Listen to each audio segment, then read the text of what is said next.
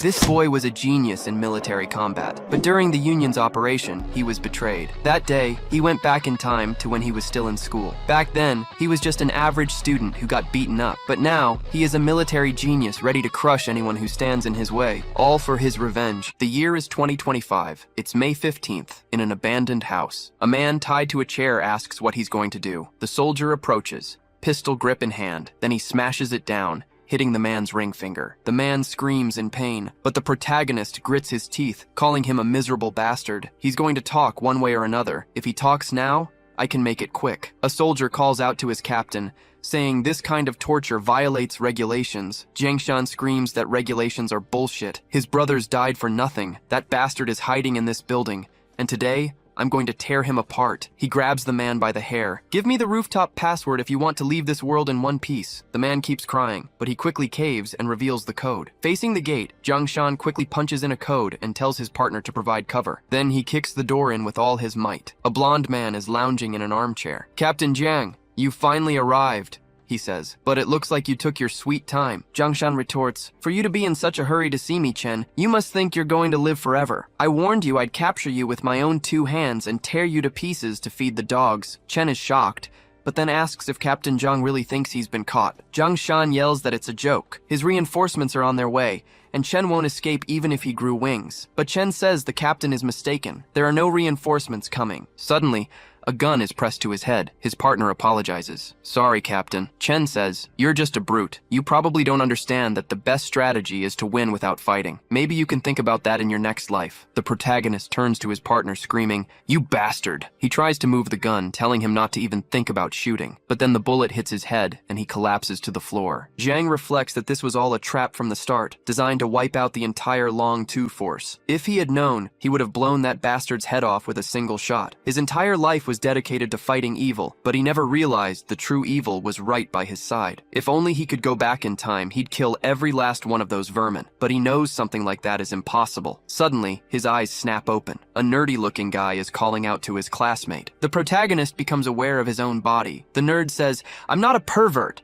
I wasn't peeping in the bathroom or anything. You just scared me, standing there completely still. Jiang Shan asks if he's a student, and the kid confirms it, but the protagonist grabs him, demanding to know how a student got into a criminal's hideout. The kid says this is a school. He tells him it's April 13th, 2015, and that maybe he should pay a visit to the school counselor's office. Then the nerd walks off, thinking the guy is completely insane. Jiang Shan looks at himself in the mirror, realizing he's been reborn. He's back 10 years in the past. He slaps his own face. A smile spreads across his lips. If he's alive again, then this time, it's those vermin who are going to lose their lives. A few girls walk by, talking about a cute guy named Gi. One of them notices the protagonist, and her friend asks, what are you looking at? We weren't talking about him. Then she walks on. He was just whispering by the bathroom door and even had a nosebleed. But the girl in the middle tells them to just drop it and head to the showers. The protagonist thinks to himself, today is April 13th. He remembers clearly that a terrible incident happened on this day. Since he can rewrite his life, this is where he'll begin. Tragedies are often full of coincidences. Some girls wonder if there's a delinquent at the school. Another friend says the class next door ran into him. The protagonist slides open the glass door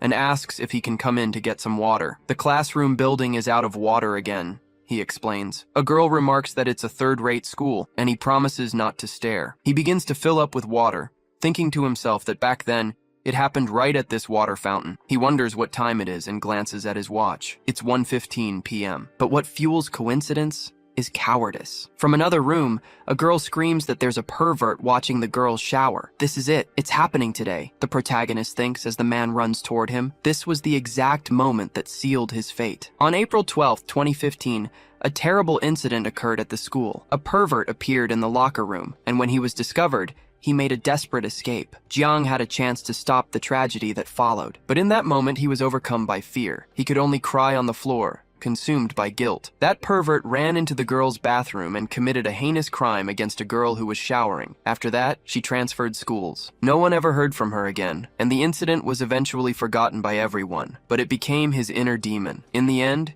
he didn't graduate. He dropped out of school and joined the army. After joining the special forces, he was reprimanded several times for breaking the rules, but the rage inside him never subsided. He couldn't understand how a scumbag who destroyed someone's life could walk free. Over time, he came to be known as the Lone Wolf. Back in the present, girls are screaming, "Don't let him get away! Catch him!" In theory, after being reborn, he should have gone straight for Chen Xiao and crushed his skull. The pervert pulls out a knife, warning everyone to stay back. But before dealing with his main target, the protagonist wants to correct a few regrets from his past life. He says the best way to deal with trash like this is to meet violence with violence. Gripping the large water jug, he knows he won't let the man escape this time. He hurls it, yelling for everyone to get out of the way. The jug smashes against the pervert's head, and he screams in pain. He yells he's going to kill whoever did that, but then his eyes catch the protagonist closing in. Jiang Shan leaps through the air and connects a powerful kick to his head. The pervert is sent flying and struggles to get back on his feet. The protagonist scoffs. "You took a kick like that and you're still standing? You need more training. Come on, get up." The pervert turns, his face filled with fear. But he lunges with the knife, screaming, "Go to hell!" Jiang Shan dodges the attack with incredible ease. He grabs the man's wrist,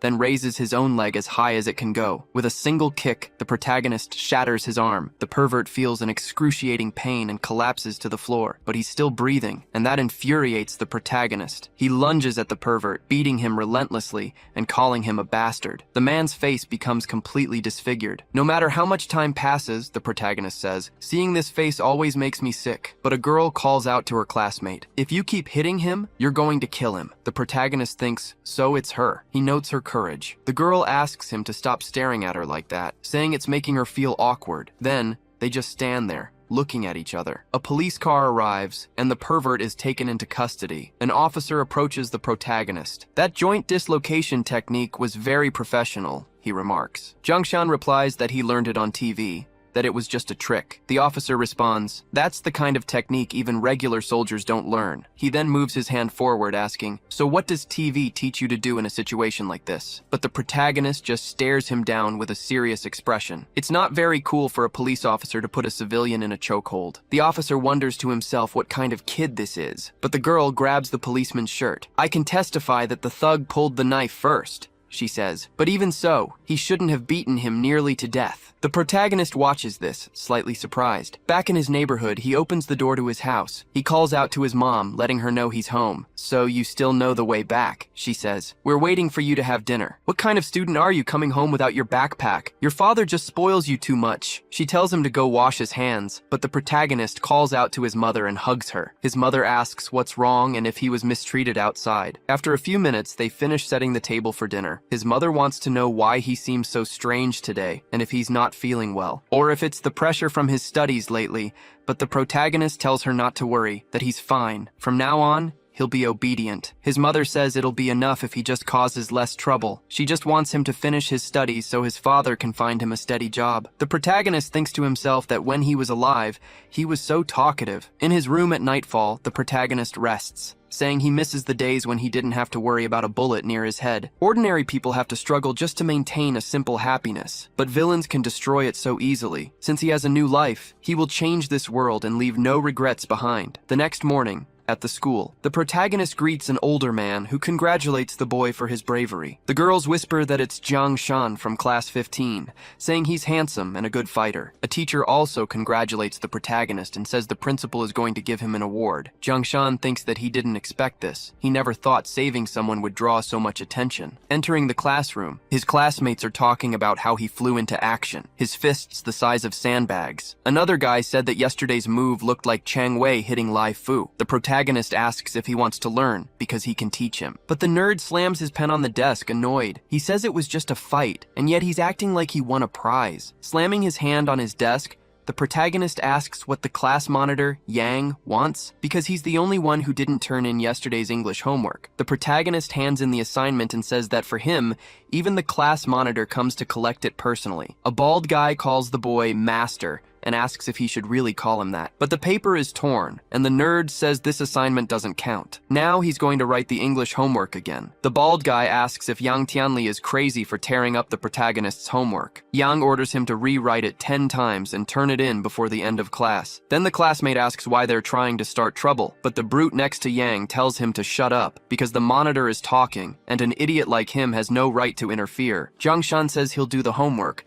but Yang will have to apologize. Yang asks what he would apologize for. The protagonist replies, "For that disgusting attitude of yours." The brute gets angry and lunges with a punch, telling him to watch his words, but the protagonist just dodges by moving his body to the side. The idiot retorts that he's good at dodging. A girl enters the room and hears him telling the protagonist to dodge the next blow, but the protagonist dodges again, and the brute stumbles towards her. The protagonist is surprised by this and rushes forward. The fist grazes the girl because the protagonist managed to pull her away. He asks if she's okay, and the girl says it was nothing serious, just a little scratch. Jiang Shan gets angry. They've gone too far. Appearing behind the brute, he thinks that hands that harm the innocent are worse than having no hands at all. Then he breaks one of the idiot's arms. He screams repeatedly for his hand. Yang grabs a desk and tells that piece of trash to go to hell. The protagonist dodges easily and grabs the nerd, pinning him against the wall. Then he moves quickly to hit him, but a teacher asks what they're doing and if they've lost their minds. He also asks if Jiang Shan is addicted to fighting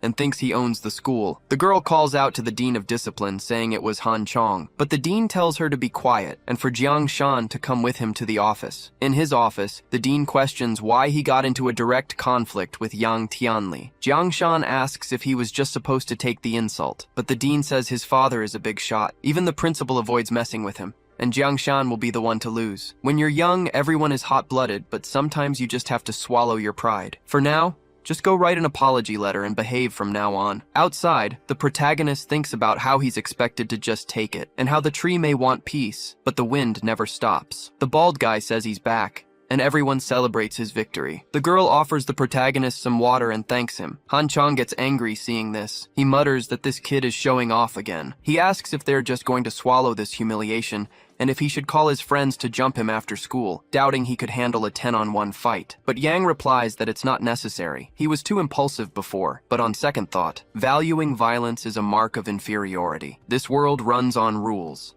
and those who know how to use them are the ones who rule from the top. He calls Secretary Zhao, who asks if it's Tianli. Yang says he has a question. He wants to know the best way to send someone to a juvenile detention center. In front of the classroom, Jiang stands with the bald guy. He tries a move, asking what his master thinks of his flying kick. The protagonist tells him not to overdo it, as wide steps can pull a muscle. A girl politely asks to enter the classroom, and everyone is surprised. Lin Shi asks if Jiang Shan is there. People comment that the school's goddess is even more beautiful in person, and that the protagonist is lucky to have gotten close to her. The bald guy asks if he's just going to stand there, since she's calling for him. Outside, Lin Shi asks if he has time tonight. She explains that it's her father's card, and he wants to thank him personally. The name written on the card is Lin Zhenbang, and the protagonist recognizes it. He thinks that Lin Zhenbang was the youngest to achieve the rank of Major General, and is one of the leaders of the new generation in the armed forces, though rumor has it he left the Central Command. The protagonist says that eliminating evil is a duty, and tells her to inform Commander Lin that he didn't need to worry about it. In the Class 15 classroom, the bald guy asks what Lin Shi wanted with him. The protagonist jokes that her father is looking for a son-in-law. Just then, another student appears, saying the principal wants to see him in his office. Inside the office, the principal yells that he's a lawless punk who doesn't follow orders. If Han Chong dies, he will be charged with murder. The protagonist asks about the cranial fracture, noting that the ink is barely dry on the report. The principal asks if he's questioning the medical certificate. Jiang Shan thinks that he didn't even touch the guy's head yesterday. This is definitely a setup by Yang Tianli, but he has to say something, since it's all there in black and white. The protagonist asks if he wants him to visit Han Chong in the hospital right now, so they can see if it was his own accident or a mistake. But he recommends the principal stay out of it, as he's sure Tianli's father is very powerful. The principal shouts after him, thinking that this kid is too sharp for his own good. Suddenly, someone knocks on the door. A police officer says that Jiang Shan is being accused of intentional assault and must come with them for investigation. Standing next to the officers, Tianli laughs. He asks if Jiang Shan wants to play his game, and if he can really handle it. He bids the protagonist farewell, but Jiang Shan says the show is just getting started. Inside the interrogation room, the officer says that Han Chong has 3 fractured ribs. The report is very clear, so he should just confess. He needs to tell the truth and explain why he beat a classmate so badly. The protagonist says that instead of wasting time trying to get a confession, they should check Han Chong's transfer records, but he won't say anything else until his lawyer arrives. Besides, the cameras were off and they haven't even presented an arrest warrant. And they're not in uniform, have no identification, and are making one procedural error murderer after another. This whole approach is completely amateur. It seems the police department is hiring just about anyone these days. The officer wonders who this kid is and how he knows so much about the system. They should call their superior, because at least he should know how to follow the rules. But someone enters the room and asks about rules. Chief Dong Li says that rules don't apply to everyone. It's his own fault for messing with the wrong people, and now he must sign his confession. Plus,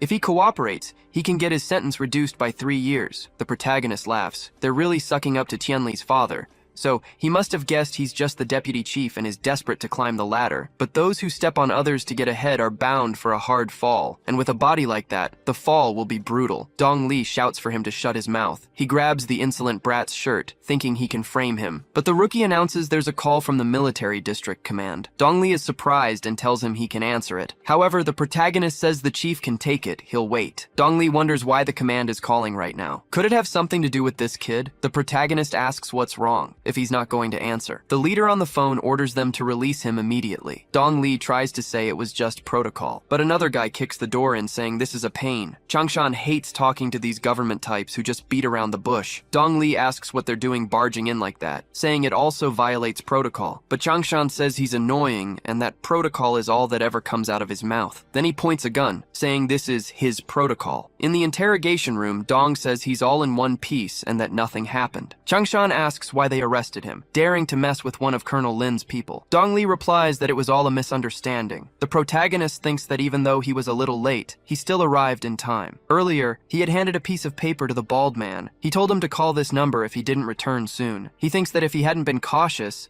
he would have fallen right into Yang Tianli's trap. Changshan says this is the formal protocol he wanted, and that he should sign and release him. Dong Li says he'll do it immediately. He thinks that pulling a gun inside the police station is something only a lunatic would do. This time, the Yang family messed up. The Lin family has long arms in the capital. This kid, with military backing, is definitely not ordinary. I need to find a way to fix this relationship. In the car, a colleague calls out to advisor He and asks if pulling out the gun earlier wasn't against the rules. Changshan asks what rule he broke. If no one talks, no one will know. He tells him to just drive. Then he introduces himself to Jiang and thanks him for saving his superior's daughter. The protagonist greets him, thinking that Uncle Lin already saved him once, so now they're even. Changshan says the two things aren't related. He heard from Xier that the young man was a good fighter and got curious about how good he really was. Jiang says it seems Uncle He wants to test him, but Changshan tells him not to put it that way. He moves his hand, saying he was just curious. But the protagonist manages to dodge,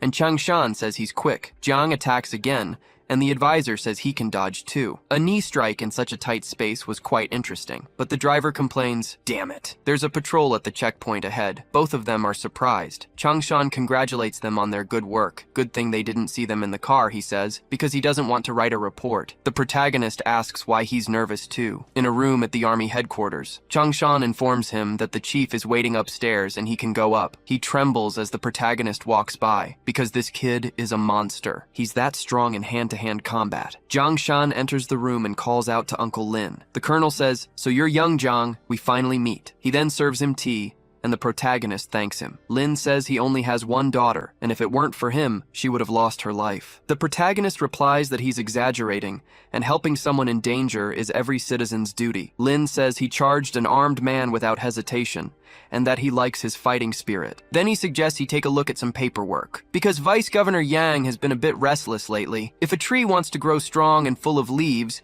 it needs to have its branches pruned from time to time. You went through a lot today, but rest assured, the Yang father and son won't be around for much longer. The protagonist remembers that in his past life, it was around this time that he was arrested. Back then, about 6 million in bribe money mysteriously disappeared, until it was found by chance in 2024 in the rubble of their old house. Lin calls out to young Jiang and asks what he's thinking about. The protagonist cracks a smile and says he was just wondering how the governor would react if his house were robbed. At 3 in the morning on another day, the protagonist's alarm clock rings. He turns off the clock and grabs his backpack, getting ready quickly to leave. He stealthily walks through the living room, noting that his mom stayed up late watching a horror movie. Neither the father nor the son were any good. If he fooled around again, she would break his legs. She told him to come back from school early. The protagonist says he'll be right back. At the Yang family mansion, the protagonist remarks on the number of cameras. No wonder he's a corrupt official. This section has a clean enough angle. He says the timer is ready. The protagonist climbs onto the wall. He leaps far and takes a deep breath. He thinks that in his previous life,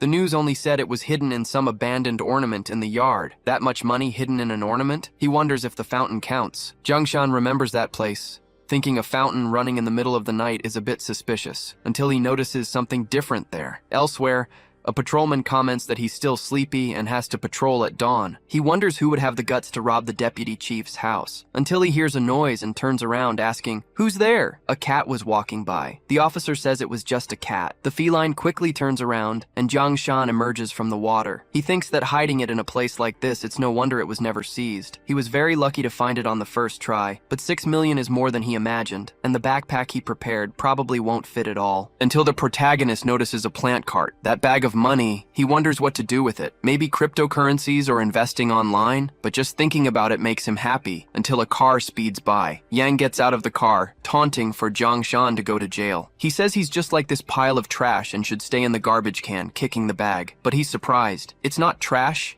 it's money. He wonders if he's had too much to drink and why there would be money on the street. Jingshan chops the back of Yang's neck. Before calling others trash, you should look at yourself. He questions if he's good for anything. A minor driving without a license, and drunk on top of it. The perfect playboy. And he kicks him, saying his mother was right. Neither of them was any good. The protagonist pulls out a knife and laughs at him, saying that taking his life isn't worth it, but giving him a little gift is fine. He holds Yang's head and cuts his hair. There, all done. He didn't think such detailed work would be so tiring. Yang is left hairless on the ground. The protagonist says he hopes his dear class representative is satisfied when he wakes up tomorrow. Back home, his mother calls for her son, and the boy asks for 5 more minutes. She says if he takes any longer, she won't make him breakfast, as she's about to rush off to the temple to pray. The kitchen knife was inexplicably covered in hair. She asks if he thinks a burglar or a ghost got in. The protagonist doesn't answer, and his mother asks if he stayed up late again, telling him not to. The next day, the official walks along,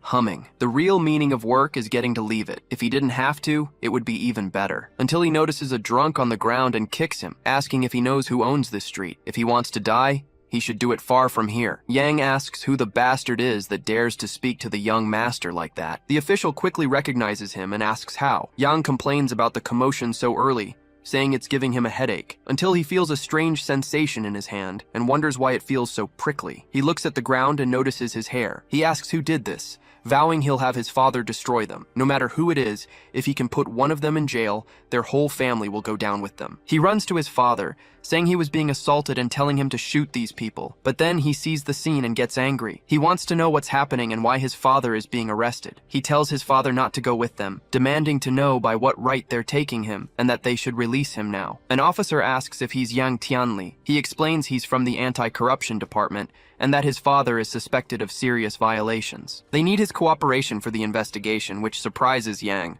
His father says he can't help him this time. He tells him to be obedient, and Yang starts to cry. Later, in the classroom, the bald guy tells his friend not to sleep, saying something huge happened. He heard they arrested Yang Tiali's father. He asks why he doesn't seem surprised. Jiang says that you reap what you sow. He was dying of sleepiness, so he tells him to stop making noise. The bald guy asks what he did last night, since he looks so worn out and has a slightly damp smell on him. The protagonist replies that he went fishing in the river and caught a fish weighing over 100 kilos. In his past life, this political turmoil swept through almost the entire city. But the strange thing is that this time, Yang Tianli's father was arrested a little earlier than expected. A simple flap of a butterfly's wings can change the course of a distant storm, and his return to life might slightly alter the timeline of fate. But enough of that. He has a very real problem: how to spend these 6 million. His goal is revenge, and he has the money for it, but 6 million is nowhere near enough to build a force against Chen. Maybe he should invest it to make it grow. For example, buying this building and living off the rent. Poor people really think like this. The safest idea he can come up with is becoming a landlord. He should have studied more, at least he'd know more things. Then, in an alley, he notices someone beating a man on the ground. The protagonist thinks to himself that security here is terrible, but this street is the shortest path, so he'll just wait for them to finish fighting. The thugs demand his money. He begs for mercy, saying he didn't bring anything with him. The protagonist wonders if that's the government director. Even the powerful get crushed by their superiors. One of the thugs holds a pipe and calls him a miserable old man. He says, "You won't learn until you're staring at your own coffin," and hits him on the head. The director immediately faints and falls to the ground. The thugs wonder if they killed him, but they're not sure. But there's only one way to find out. Just then, the the protagonist leaps toward them and strikes with a knee. He knocks down the thug, who yells, "Where the hell did this kid come from?" The director recognizes Jiangshan, but the protagonist says they've met again. He asks what happened and if he wasn't comfortable in his office. The thugs groan in pain on the ground. The director asks what the protagonist is doing there. Jiangshan says that's what he was about to ask, wanting to know how he ended up in this situation. Dong replies that he was getting to know the reality of the people. It was a visit in disguise. The protagonist scoffs, "A visit in disguise?" They beat him until his teeth fell out. His disguised visit was humiliating because he has no sense of danger. Dong tells the protagonist to join public service or take the police exam, saying he'd hire him as a security guard. Jiangshan dismisses it as nonsense, saying he has another matter to discuss. The director says his car is nearby and they should go talk. The more he looks at him, the more promising he seems. These kids really didn't hold back. When you're 18, all it takes is getting angry for common sense to disappear. The protagonist asks why he's criticizing him indirectly, and the director says he's that age too. "How could I compare you to them? You're a young hero. It's only thanks to you that my old bones are still in one piece today." Jiangshan tells him not to beat around the bush. Security needs to be reformed. It keeps causing problems. Dong agrees, saying it can't wait, but he wants to know about Officer Lin. The protagonist says he cares a lot about security,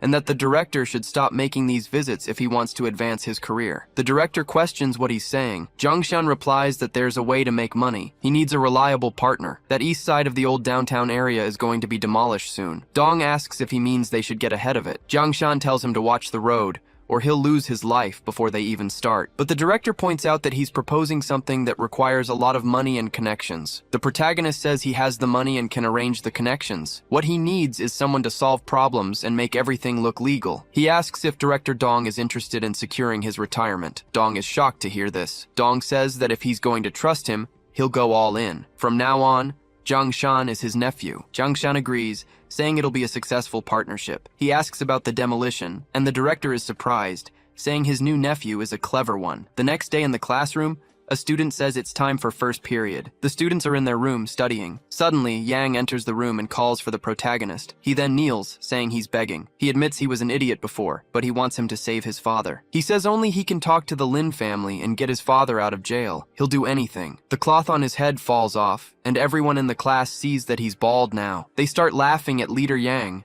asking if he's become a monk. Yang says he still has the air of a young master, and that they should show some respect. Jiang wonders why he shaved it all off, and if he didn't like the haircut. The young master thinks to himself that if he had known that idiot would screw up so badly, he wouldn't look so ridiculous now. The protagonist tells him to get up, saying a man doesn't kneel so easily, and that crying on the floor is pathetic. Yang asks if he's going to help. The protagonist says no, because his father was arrested according to the law and he knows what he did. Instead of looking for favors, he should cooperate with the investigation. And now, class is about to start. Yang starts crying desperately, wiping his face. Then he tells him to just wait, warning that what Jiang has, he won't have for much longer. The bald guy asks if the protagonist is cursing him to go bald too. On the protagonist's street, the thugs complain that they're still sore from yesterday's beating. The boss and the fat guy are in the hospital. Yang tells them to shut up and get things ready. One of them lights a Molotov cocktail and says that fighting is one thing, but setting a fire is a serious crime. Yang asks what he's afraid of,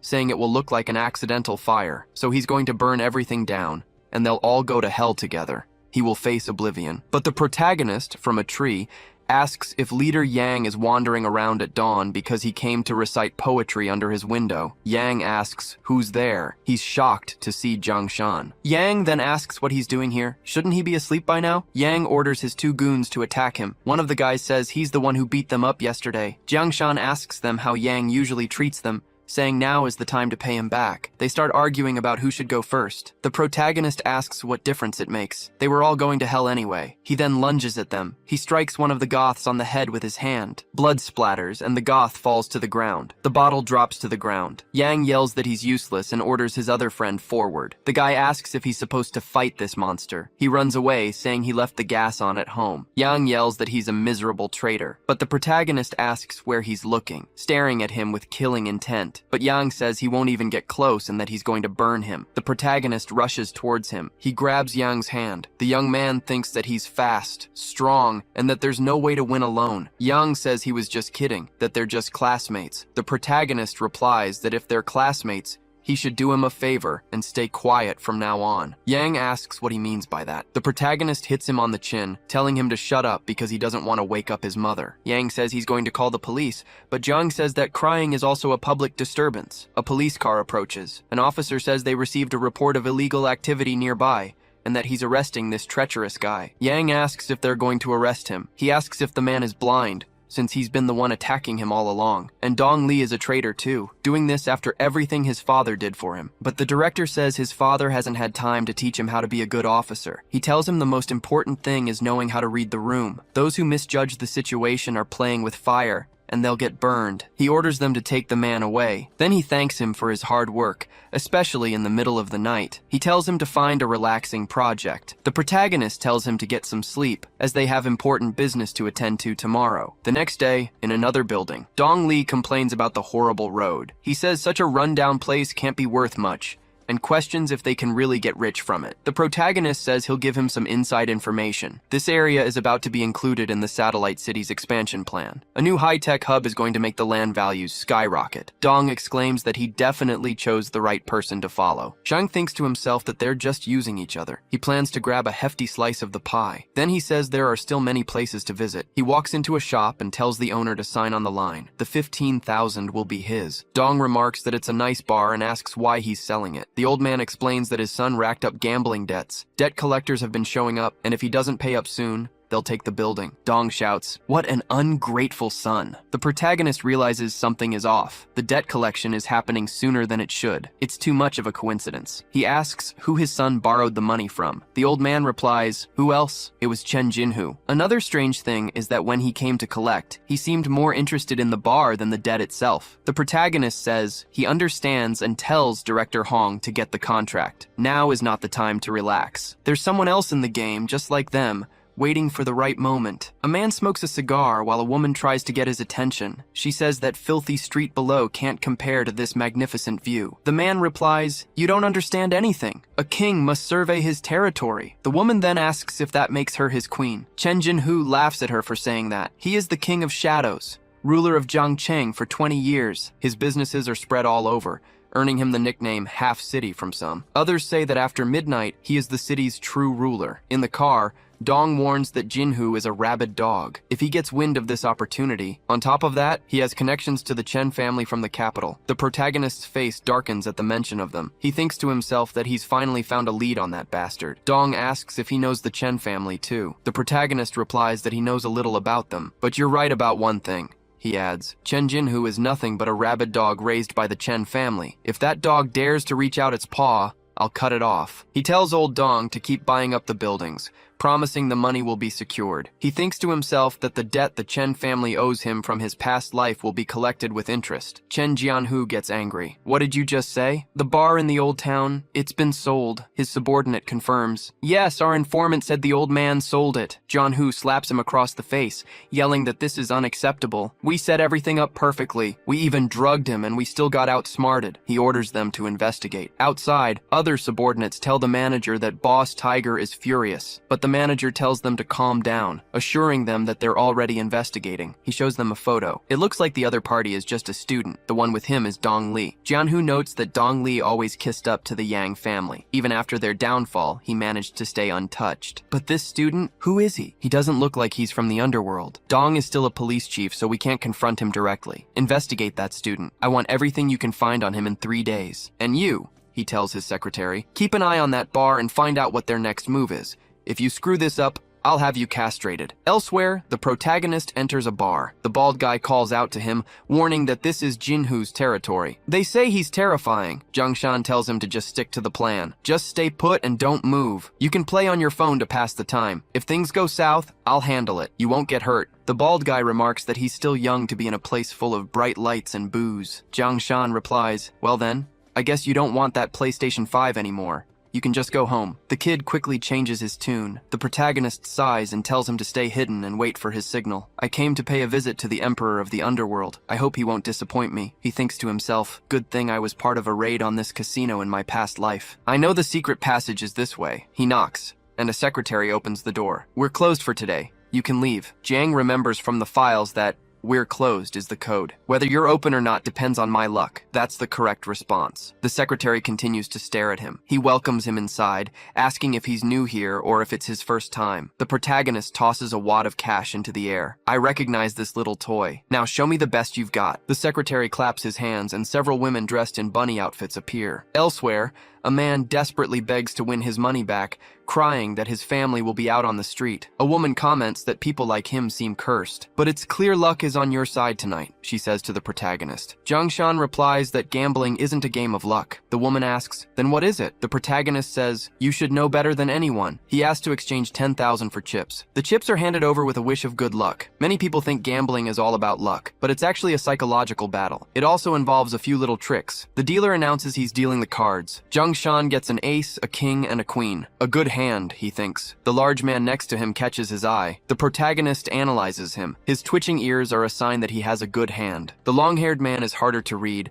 but his long pinky nail is a tell. He uses it for other purposes, like marking the cards. The dealer asks if anyone wants to raise. The large man raises by 5,000. The long-haired man calls, but the protagonist goes all in. The large man thinks, "And all in? Does this kid really have that good of a hand?" He wonders if he's bluffing. Jiangshan says it's his first time playing. "If your cards are that good, you should bet more. But if not, that's fine too." The other two players fold. The dealer announces the pot goes to the kid. Before the next shuffle, they have to show their cards. They're shocked to see the protagonist's hand. The large man exclaims that his own hand was better. He thought the kid had a straight. He's eager to win his money back, but the protagonist moves to the next table. That trick won't work twice on the same people. The blonde woman returns, remarking how quickly he won everything. Luck is certainly on your side. She suggests he buy her a drink. The protagonist declines, saying he's still in school. The woman is surprised. The protagonist asks if there's a faster game. The blonde points him toward another game. At one table, men are shouting, "Small or large?" A man is shaking a cup with dice inside. The protagonist thinks. The frequency of the shake and the point of impact suggest a high number, but the sound is muffled. Then he hears it. The last die landed with the 6 facing down. The dealer calls out, "Place your bets now. No changes after this." The protagonist pushes his chips forward. "I bet everything on large." And once again, the result is a high number. The dealer thinks something's wrong. He's not wearing X-ray glasses or anything. The protagonist tells him to keep it going. "I'm exhausted. I need to win fast so I can go to sleep." The employee thinks, he wants to win fast? Because if this keeps up, I don't know how I'm going to explain this to the boss. In his office, Jinhoo asks, "Where did this guy come from? Does he think this is a charity? I've never heard of anyone wanting to stop while they're ahead." He orders his manager to bring in the Japanese woman. The chips keep piling up, and the other guys say the protagonist must have already won millions. But they'd never seen the house lose this badly. Knowing Jang-hoo, he'll sell him into prostitution. Suddenly a door behind them opens,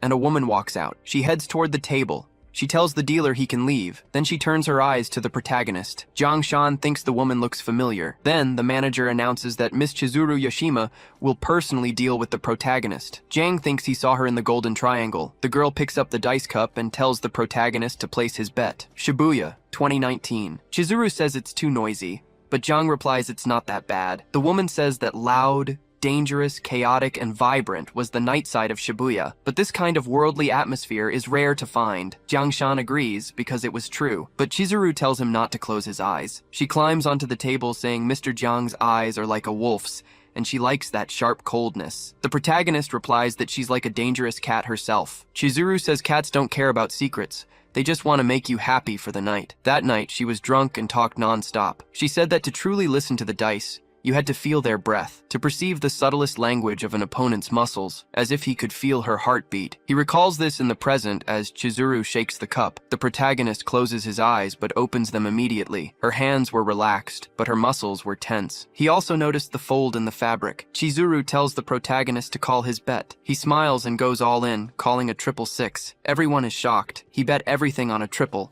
which is impossible. Jiang tells her to reveal the dice. Chizuru moves her hand to the cup and reveals he was right. Everyone is completely stunned, and the manager says that doubles his winnings to over 50 million. They meet again in an even noisier place. He thanks Chizuru for her help. Back at his base, Jang-hoo demands to know which bastard wrecked his casino. His employee runs to him and says he saw everything. The guy who caused all the trouble is the same student who bought the bar. Jang-hoo screams that he also took his money and asks where the justice in this world is. He tells them to grab their weapons. He's going with them to dig up the kids' ancestors and feed them to the dogs. At the exchange counter, the man asks if he wants to cash everything out. Jiang tells him to hurry up. It's time for Dungji to make his move. From behind him, Jianhu says, "You destroyed my place and now you think you can just run away? Then you can just hand over your life." But suddenly the lights go out and then come back on. An employee asks the manager where Boss Tiger is. Jianhu was thrown on the floor and everyone calls for help for the boss. The protagonist says, "Even my hand hurts from hitting such thick skin. We should get out of here." He asks if his friend is in the electrical room, and a blonde woman asks what he's looking for. She thinks he's looking to lose his life. The protagonist tells the auntie to let him go home, but the blonde tells him not to call her that. And her subordinates have to get him, because nobody leaves the casino with money. The delinquents tell the kid to hand over the money peacefully before they mess up his pretty face. Zhang Shan replies that he predicted everything except getting involved with a woman. Miss Lee says he has offended her boss, Tiger. The protagonist puts the briefcase on the ground and says the little bunny was working for the tiger, but it doesn't matter. They're just a few more small fry. To save time, they should all come at once. One of the delinquents says he's getting too cocky, and they'll have to go through him first. The protagonist rushes towards him and grabs the arm of the delinquent holding the bat. Jiang Shan readies his fist and throws the guy away. The other delinquents call out to their big bro. The protagonist turns and asks the others, "Are you still going to come one by one?" The two of them hesitate for a moment, then shout for everyone to attack. Jiang says that's more like it, because useless trash like them should be eliminated all at once. He kicks both of them in the head. He lands on the ground afterward. Lee wonders if this is real. Were they all defeated by a single brat? The protagonist says, "Now it's the auntie's turn." She runs off screaming, and Jiang wonders how she can run in high heels. GA shows up right after and asks if the protagonist finished them all off. He found out they had a backup generator and cut the cables for the entire street. "We're good at this. We should drop out of school and become full-time criminals." The protagonist just tells him to go, and G asks him to wait up. Lee asks why the whole street lost power and finds the manager. She says she found them and they need backup, that the kid is insane. But the manager raises his hand and slaps her across the face for letting the boy escape. Lee says it wasn't her, but the manager replies that he saw everything on camera and that she definitely set this up with them. The girl insists she's loyal to Boss Tiger, but the manager says he doesn't care. He just needs someone to take the fall. He tells them to take her away and make her talk. The girl begs the manager not to, swearing it won't happen again. At school the next day, a teacher tells the class to open their books to page 17. Knowing that line A is parallel to line B, the protagonist thinks that Chen Jinhu must be too busy to deal with the old city acquisition. The advance is going well, but they can't get greedy. If news of the demolition leaks on a large scale, prices will skyrocket and attract a pack of hungry wolves. They have to quit while they're ahead. With all this cash, the next step is to set up his own security company and find some allies. He remembers there are several experts who are against the Chen family. The teacher asks the student to answer if line F intersects with line A, but the protagonist doesn't understand the question. The teacher says he's a lost cause, always skipping class and still wanting to take the college entrance exams. Zhang says he's listening, and the answer is banana. The teacher replies that the monthly test is coming up, and he won't let him drag the class down.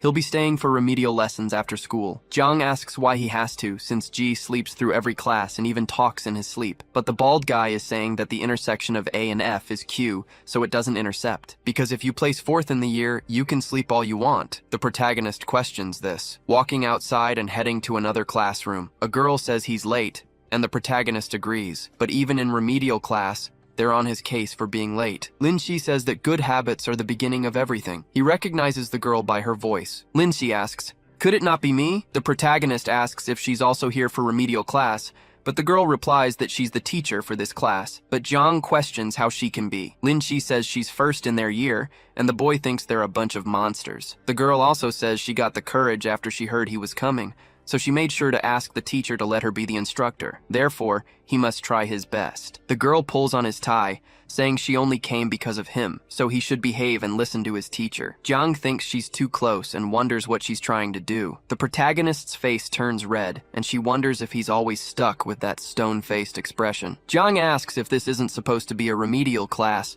and tells her to let go because he can't breathe. Lin Shi asks if the weight is A and the coefficient is B.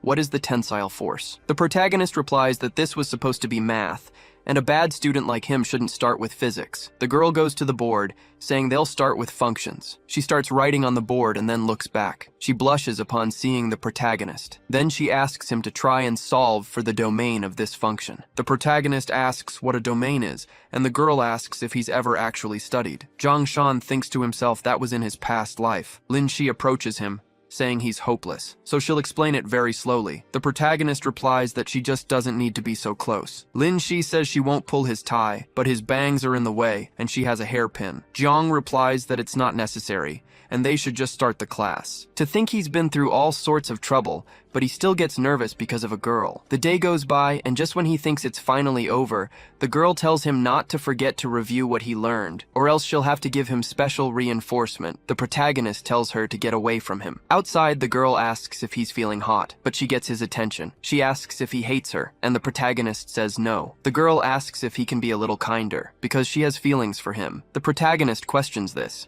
and the girl says she can repeat it without a problem. She's liked him ever since the day he saved her life, so she tried hard to get his attention and acted childishly. She asks if the protagonist feels anything for her. Jiang Shan looks surprised but apologizes. He says their paths are different, and he doesn't want to drag her down with him. The girl says if it's because of his grades she can help, and that he should wait for her. Elsewhere, a man drinks wine and calls for Uncle Hu. He had disappointed him greatly, and Jianhu begs the young master for forgiveness. He says that kid is too weird and he doesn't even know how he broke his leg and arm. Chen says he doesn't care what happened. He wants results. Those buildings are a key point for storing goods in the future, and his father values them highly. Jianhu kneels, saying he'll find a way to get them back, and asks for one more chance. Chen says he can do that, but he'd better remember. Then he throws the wine glass to the floor and it shatters. He continues that if he screws up again, he'll be the one breaking next time. Now he must solve this properly, and Jianhu thanks the young master. Chen picks up another glass and fills it with wine, repeating Jiang Shan's name. He was a nobody he'd never heard of,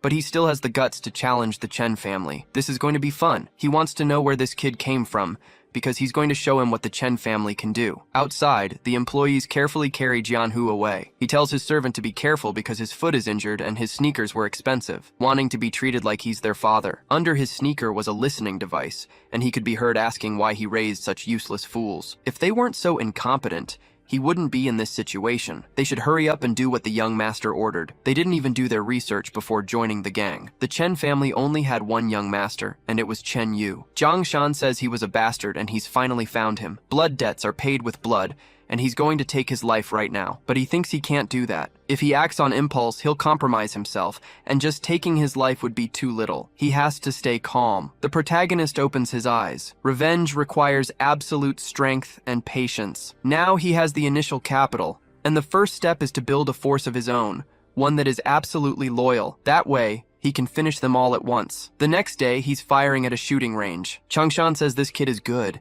and his stance is better than his own soldiers. He was hitting every single shot dead center. He then asks if he's really a high schooler and not some runaway from a special forces unit. His other soldier says he's exaggerating. With a fixed target and a calibrated gun, it's almost like shooting balloons at a carnival. Changshan looks at him coldly, saying it really is easy and they can change the game. He asks him to come over and toss some casings for him. The soldier thinks he's a cocky kid and throws the casing. Zhang analyzes the projectile and readies his weapon. He fires, hitting it in midair. Everyone is stunned when this happens. The soldier admits he hit it perfectly, and Changshan tells him to stop acting tough. Zhang says if he doesn't believe it, he should do it again, and this time he'll shoot with his eyes closed. Changshan approaches, saying he gives up. The young man is like a god of marksmanship. The protagonist says he just practiced at the carnival's shooting gallery. The advisor says he'll have to take his soldiers to train like that someday. Zhang says he actually came because he has a serious request to make. Changshan replies that if it doesn't go against his principles, he'll definitely help. The protagonist explains that he wants to build a security team and hire ex-military personnel. He wants to give them a place where they can show their worth, with a good salary and dignity. They've already sweated and bled too much. They shouldn't be forgotten by life. And with a reliable force by his side, he can also maintain order and eliminate certain corrupt pests. Changshan says he's young, but dreams big, so whatever he needs from him, he just has to ask. The protagonist smiles back. He says he needs a reliable source of people, and perhaps his help in obtaining the necessary licenses. Changshan says he can leave that part to him. He'll give him the address of a center for ex-soldiers run by one of his veterans. They only have top-notch people there, so the kid should go for it because he wants to see him succeed. If he runs into any trouble, he can come to him. The protagonist thinks that Chen Yu's nightmare has just begun. At home, he notices the name on the paper is Bai Peng. The next day, he's walking through the area, thinking saying that the layout of the slum is more complicated than he imagined, but this must be the place. He then calls out to someone and says he's looking for Bai Peng. The man replies that he's not providing services today and to come back tomorrow. Jiang says he didn't come to get anything fixed and was sent by Counselor He. Bai Peng stares at him coldly. The protagonist replies that he gave him this address and wants to talk, then introduces himself. Bai Peng replies that he only fixes things. He doesn't talk. Matters unrelated to work are of no interest to him. Jiang says he came precisely to talk about work that could change his current situation. Bai Peng says he doesn't understand. The protagonist says he's a wasted talent, a diamond in the rough, or simply short on cash. Bai Peng questions who gave him the right to mess with an adult. The protagonist replies that he's being sincere. He pays, and the sergeant gives loyalty. The man questions if he still thinks he has the right to say such words. He doesn't know his relationship with Changshan, but if he's the one who sent him, he should have explained that money isn't enough. Jiang replies that he knows that, and that beasts need to be tamed with a whip. Bai Peng replies that he doesn't have a whip, and picks up a chopstick from the ground, saying this will have to do. The protagonist readies himself. He explains that the first one to drop their chopstick loses. Jiang looks a bit hesitant but says it would be his pleasure. He then lunges at him, his eyes turning red with complete focus. He plants his feet on the ground and then leaps, striking his chopstick against Bai Peng's. The soldier manages to block the blow with his strength, but he's startled when he notices something. The protagonist prepares another strike, pivoting on his foot. He then strikes the ground and Bai retreats. The protagonist comments that his defense is good and asks about his attack. Bai Peng holds both chopsticks and asks if he wants to try. He advances quickly, but the protagonist dodges. He then moves to the side and counterattacks with a kick. But it was a feint that surprises Bai. A child arrives, telling his brother he's back and that the teacher praised him. Bai shouts for Xiaofei to get out of there now. The protagonist continues his advance but stops the chopstick well away from his brother. Bai asks if he's okay, and the boy confirms it, adding that the protagonist was incredible, like a flash of lightning. He asks who would win if they really fought. Bai Peng faces the protagonist and tells him to come inside if he wants to talk. These are Xiaofei's medicines. He says he's right. He needs to change his situation, and talking doesn't mean he's admitting defeat. If his brother hadn't shown up, he would have taken that chopstick from him. He's accepting because his brother was saved. He knows the rules, so his life belongs to the protagonist now. Zhang says he doesn't need him taking lives and burning things down. He wants to build a company, and he needs a loyal team ready to face any battle, and someone who can be the blade that commands respect and trains the team. Therefore, it was time for Bai Peng to get back in action. He has to admit, this platoon photo from his discharge looks great. They look so full of hope and energy. Bai replies that ideals and reality are opposites. After being screwed over several times, all hope dies. Society's trash doesn't care about others. Anyway, he won't dwell on it. He asks his new boss to sit down for some tea. The protagonist asks to be called just Jiang Shan, and from what he says, he's already been through a lot in life. Fighting with everything he had just to protect scum who trample on others' dignity was something he found unacceptable. Bai asks him what he means by that. The protagonist continues, saying that people bleed and sweat only to meet such an end, and that the best warriors shouldn't be erased by life. He wants to create a place where veteran brothers like him can have dignity and a sense of belonging. They will join forces to ensure everyone's livelihood. But when dealing with mafias and people exploiting the common folk, they will be the fist and shield that protects everyone. That's why he needs a blade forged in war like him. Bai Peng calls out to the protagonist, saying that he trusts him completely. From now on, wherever he points, that's where Bai Peng will advance. He then extends his fist to him. A smile spreads across the protagonist's face. He tells him to take care of matters at home and find a way together to cure Xiaofei's illness. Then he says he'll wait for his return. Elsewhere, the protagonist is walking when he sees some children playing in the street. Suddenly, he notices something, a shadow behind a house. The shadow disappears immediately. Jiang thinks it was a sloppy tale and wonders if they were Chen Jinhu's thugs. He then says they really don't know when to quit and tells them to come out. Lin Shi says that's a pretty harsh way to put it. The protagonist is surprised to see her and asks why she's following him. He tells her this is no place for her. The girl replies that it's not a place for him either, and she can't let him skip class like this. Besides, she's worried about him. The protagonist says she's the one who should be worried, as they are on different paths and he has to face dangers. The girl asks if it was a gang, but the protagonist tries to change the subject. Just then, the girl warns him that a car is coming. She questions why it's moving so fast,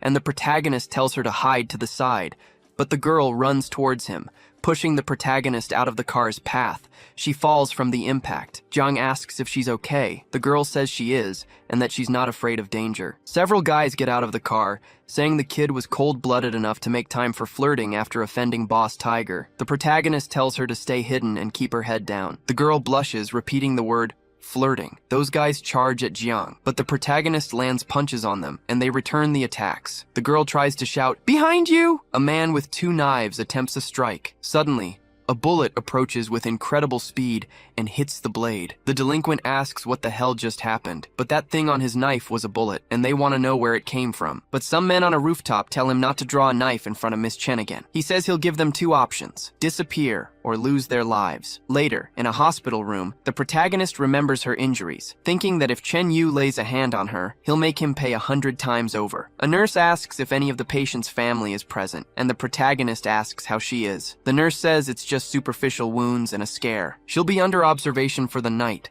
and he needs to fill out the admission papers. The protagonist says he's just her classmate. Lin arrives at the hospital and says he is her guardian. The protagonist tries to apologize to Uncle Lin, but he signals for him to be quiet. The protagonist is surprised by this. Inside the room, Lin Xin says she's fine.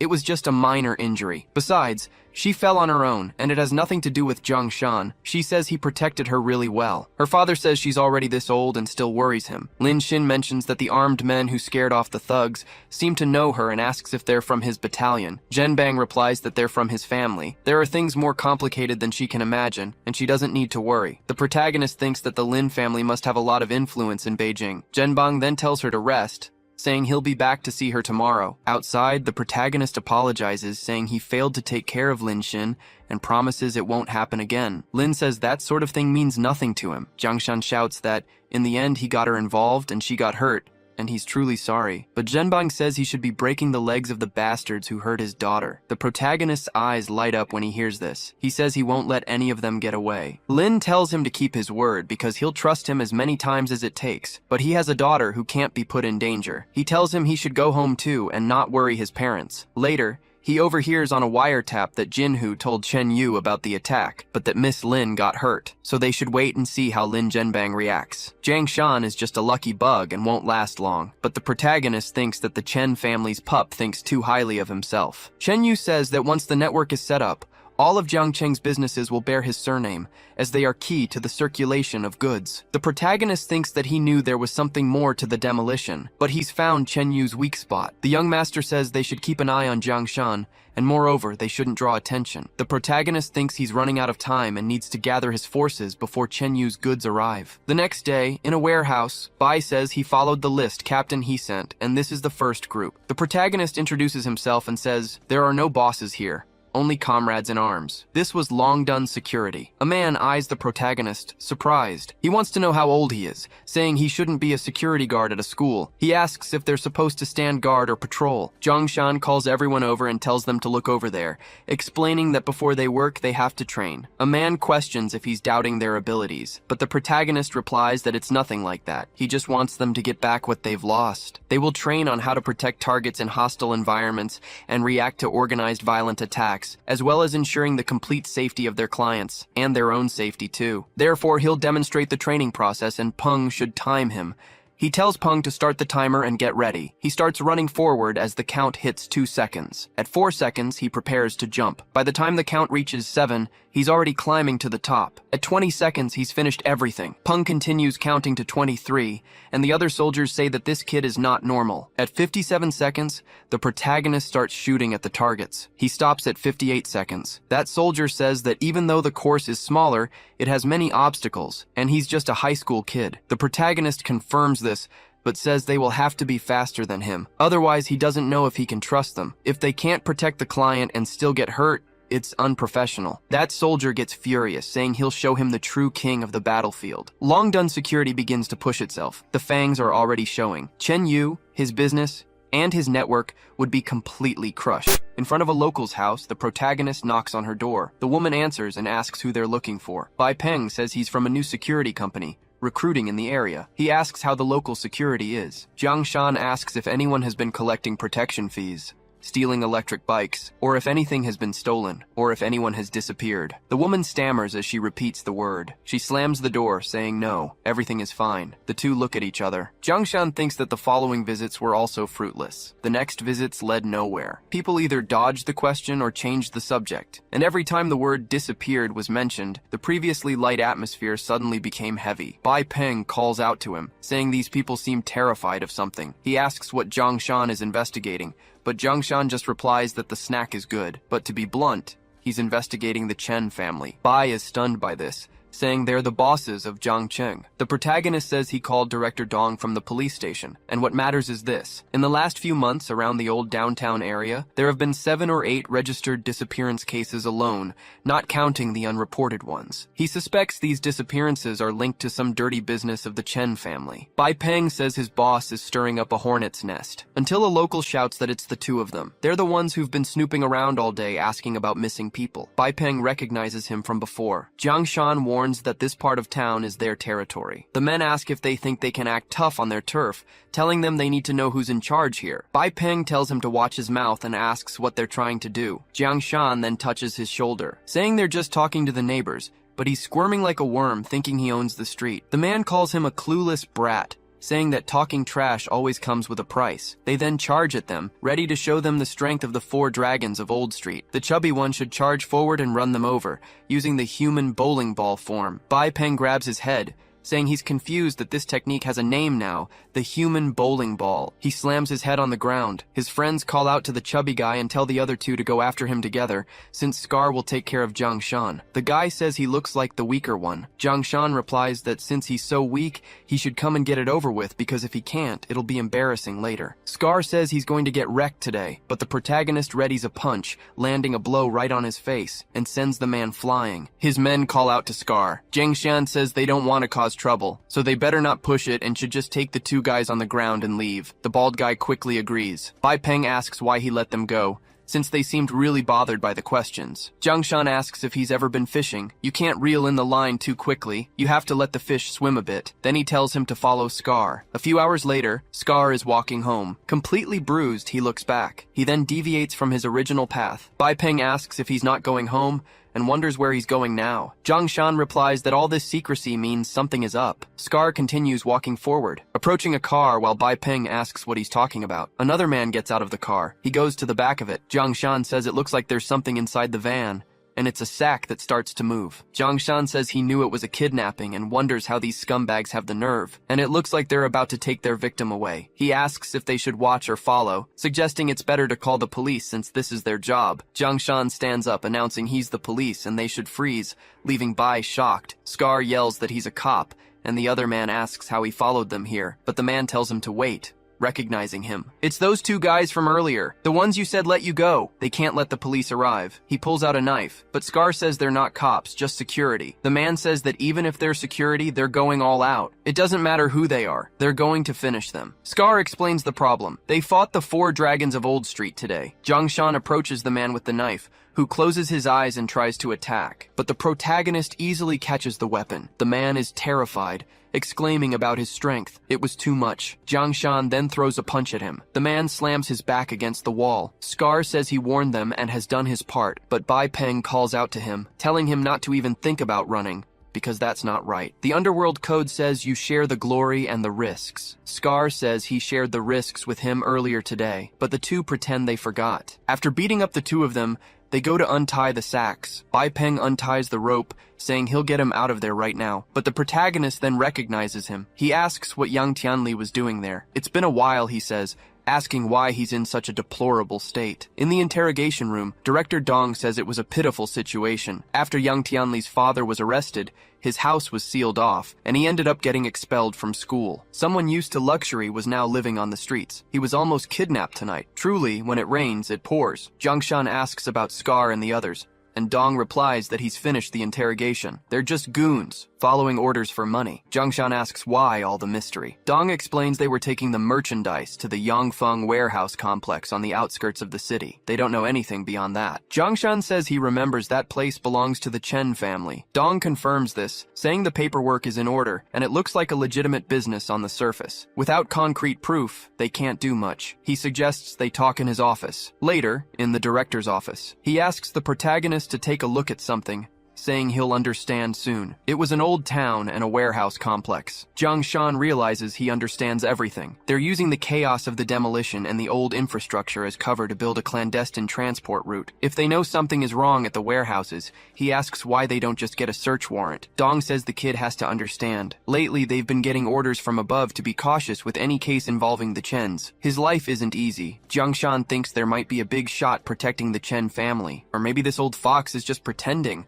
not wanting to get on the Chen's bad side. He wonders if Dong profited from the destruction of the old town, and if that wasn't the case, Dong tells him not to talk nonsense, as it could be bad for his image. Zhongshan tells him to think long-term. As long as the Chen family doesn't interfere, the next phases of demolition will bring in a lot of money, but the condition is that this pie will be divided among them. And now, the obstacle in their way is the Chen family. Is he going to be content with the crumbs they leave behind? There isn't a moment in life where Dong wants to risk it all. Dong shouts, "To hell with it. For justice and for the residents, he will never collude with evil. He can take it." Zhongshan laughs, saying that was exactly what he wanted to hear. The protagonist tells him to take it. He asks if he's going to back out right after accepting, because he needs the official police investigation assistance document. Dong tells him to look at what it says and asks how he could back out, wondering if he didn't process the information right away. But changing the subject, signing and stamping it is the easy part. He needs to be careful with this investigation. After all, the Chen family is not to be trifled with. Zhongshan tells the director not to worry. He isn't someone to be trifled with either. The cameras have almost no blind spots. The guards are always at their posts. If you don't want to alert anyone, a forced entry is definitely not going to work. Bai Peng asks about the plan, and Zhongshan explains that this is the map he got from director Dong. There's an electric fence near a large tree, and its branches reach inside. That's a blind spot for the cameras. Group A should go in that way. They'll be responsible for cutting the backup power and part of the monitoring system, and you'll go with Brother Peng to the drainage system. Even though there's a grate, it's very rusty. Zhongshan steps forward, saying he'll take action. So they walk to the location. They see the chains around a grate. Bai Peng cuts the chain with a pair of pliers. Zhongshan then points his flashlight, but then he notices something. He says there's movement up there. A yawn can be heard. He comments that he's sleepy, and this angle is a camera blind spot. Besides, this place is so deserted not even a lost soul would show up. He wonders who's going to stand watch, saying they could just sneak off to an internet cafe as the protagonists advance from behind them, striking one of them on the head. Bai Peng tells Jiang Shan to be careful, and the protagonist says he knows. He's surprised when he then opens the door, seeing several people locked in cages. A doctor is shining a flashlight into another person's eye. The protagonist says, "No way, this warehouse." Bai Peng says it's bizarre that they've imprisoned so many people here. He wonders what the Chen family plans to do. Is this a concentration camp or human trafficking? This isn't ordinary trafficking. The protagonist replies, "It's about compatibility." Bai Peng asks what he means by that. The protagonist explains, "I mean organ transplants. The Chen family's business is organ trafficking, and these people in here are all lambs to the slaughter." Bai Peng shouts that they're animals for committing such an atrocity against humanity, and that they must save them. Zhongshan tells him to calm down because they need evidence first. So he points his phone's camera, then he does a countdown with his hand, and immediately opens the door. One of them questions who they are, calling them intruders. He demands to know what kind of moron dares to mess with them, saying they will protect the data. Zhongshan tells Brother Peng to control everyone in a white coat and try to preserve as much evidence as possible. The doctor yells for them not to get near him because the data absolutely cannot be destroyed. Another guy warns that Grandpa has arrived and it's not the time to make a mess, but Bai Peng gets ready, striking his face with a kick. The other guards decide to surround him, but then Bai Peng notices something. He realizes they're destroying the data. Zhongshan exclaims it can't be, that they have to get the evidence, but the more he fights, the more of them appear. He says he'll get the data, and tells Peng to hold the line, until some men ask if he came to save them. One says he just graduated, his life hasn't even started, and he has kids at home. Zhang Shan says the data comes later. Saving people is the priority. They must get every single one of these people out of here alive, without fail. The two of them rescue the hostage, and the rest is up to director Dong, but this is the most important part. He says this is first-hand evidence of the warehouse complex, including the location of the captivity, the medical procedures, and clips of them trying to hastily destroy the documents. Dong then analyzes the memory card and says the kid really stirred up a hornet's nest this time. The Chen family won't let this slide. Jiangshan asks if he's getting cold feet again. Director Dong says he's a prudent and cautious man, but after coming this far, he won't back down an inch. There's no turning back now. Whether they can make the Chen family bleed or not depends on this moment. The next day, everyone is commenting on how horrifying it is, saying they're too scared to even leave their homes at night. Then a man buys a newspaper, saying he heard everyone talking about how terrible it was, and wants to know if something serious happened around here. The vendor says it's wonderful news. His son had been missing for a month and finally came back home. The man agrees, saying he'd heard a lot of people were disappearing lately, and congratulates the owner. He asks how his son disappeared,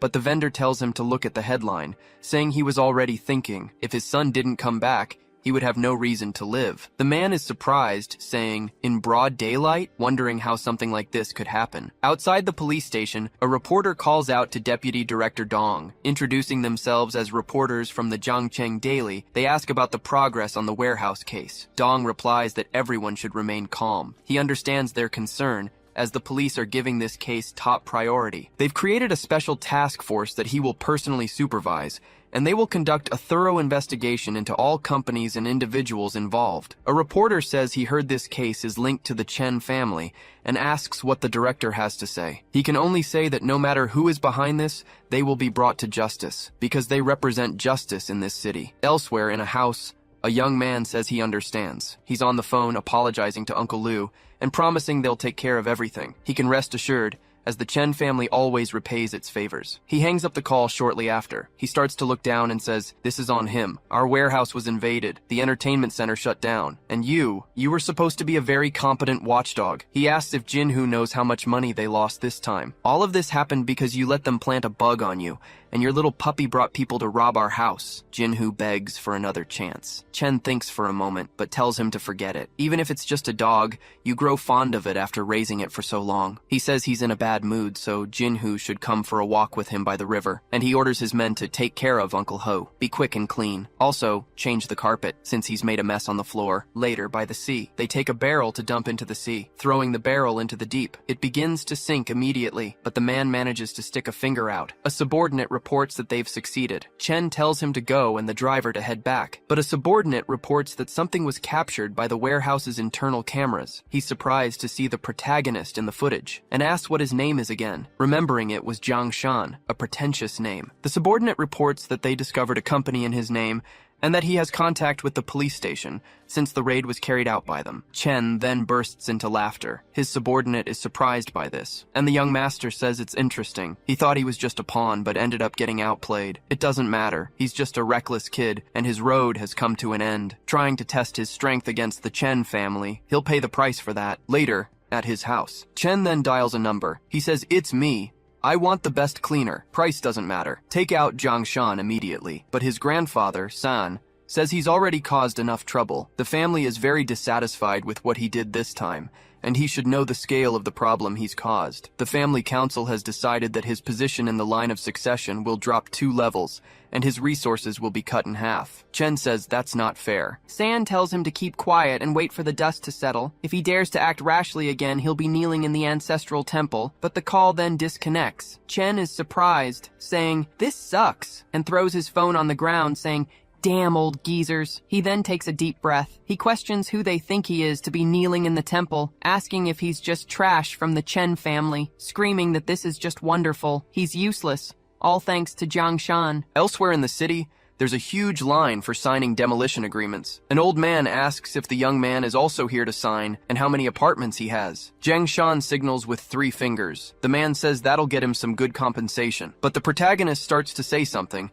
then decides to forget it. He thinks, if I told him I have 3 entire buildings to be demolished, the old man would have a heart attack. The clerk tells him to read the terms and then sign to confirm. The protagonist signs right away, thinking that all the effort these past few days was worth it. He finally feels a little more secure. In the following days, the company officially opened. The training got on track, and he remained busy day after day, and school became his rare refuge. Lin Shi calls out the protagonist's name. She says she's surprised that, while juggling work and school, he still managed to place in the top 10 on the placement exam. She praises him for working so hard. Jiang Shan says he didn't work hard at all, and that if he's being honest, it was all because of his intelligence. Lin Shi calls him ungrateful, saying it was thanks to her tutoring sessions, and kicks him. She remarks that he's strong but still afraid of girls. The other students notice the school beauty is laughing and wonder why. But a young man in the same school uniform interrupts them. He calls out to his classmate Jiang Shan, stating that according to the records, his accumulated absences this semester have reached the limit. After discussing with the student council's disciplinary committee,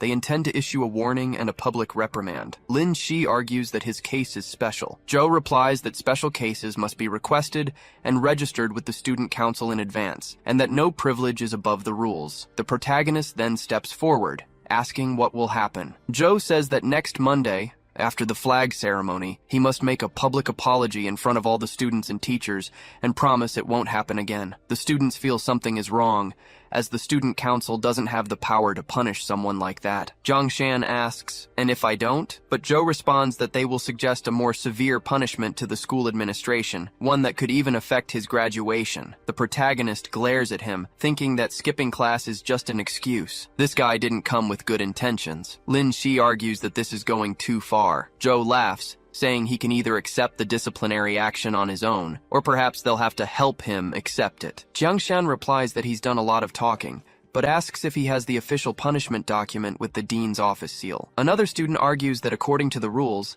the student council has full authority. Jiang Shan steps closer, saying this is just a council decision, and if you're looking for trouble, you should watch who you mess with. The person behind you should have warned you that there are some people you just can't touch. Zhou asks if he's threatening him. Lin Shi says that's not it. That's not what he meant, and that there are too many people around for them to make a scene. She says she needs to go home, or her father will worry. Jiang Shan walks away with her. Zhou clenches his fist tightly, muttering that this isn't over, and that they'll see how long his arrogance lasts. Later, in the principal's office, Zhou yells for Principal Wang to look at the students these days. Jiang Shan is always skipping class, doesn't respect the school rules, and even disrespected a student council representative. This kind of behavior can't be ignored. Wang sighs and says Jiang Shan's name. He places his coffee on the desk. He says that on this matter, he needs to better understand the situation, since he can't just listen to one side of the story. Zhou is surprised by this and says that all the records are there, and he even confessed. But the principal says that dealing with students requires patience and a proper approach,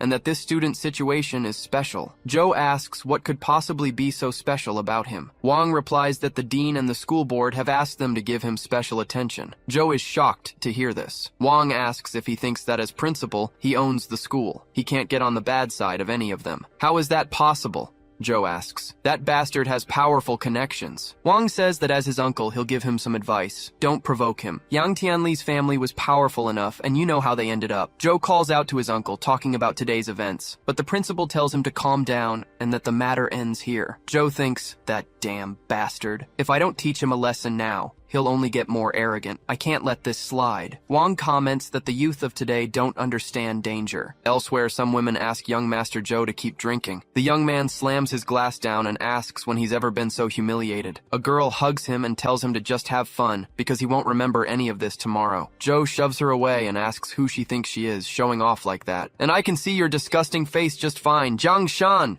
He screams. Chen appears, saying it seems he really hates him. Zhou asks who's laughing at him. Chen replies that it doesn't matter who he is, only that they have a common enemy. The boy asks what kind of problem he has with him. The young master replies that it's a long story, and while the past is boring, the consequences are interesting. Since he's shaken you up, maybe you'd like him to taste some pain as well. Zhou says he'd like that, but that guy isn't easy to deal with, and asks if he has a plan. Chen replies that of course he does, and tells him they should talk. The next day at school, Deng tells the protagonist to wake up because it's the homeroom teacher's class. The teacher interrupts, asking what all the shouting is about, and says if they want to talk, they can come to the front of the class. He adds that there's a new student today, and tells him to introduce himself. Yu Chen states his name and says he hopes they can all get along. Jiang Shan wakes up instantly, recognizing that voice. Seeing Yu Chen's face, it can't be. It's definitely the same face. He'd recognize it anywhere. He wonders what he's doing here. The teacher says he'll see where he can sit and points to an empty seat. He tells Jiang Shan and Deng Jie to get along with their new classmate. Chen says it's a nice spot. He turns to his new classmate saying he's counting on his help. Elsewhere, Chen bursts into laughter. Two bodyguards ask what happened and if he's alright and what he was doing. Chen tells them to get lost and not to interrupt him while he's doing his homework. Thinking about how badly Jiang Shan screwed him over, he's going to make him wish he were dead. First, he'll pretend to be his friend, become his best friend,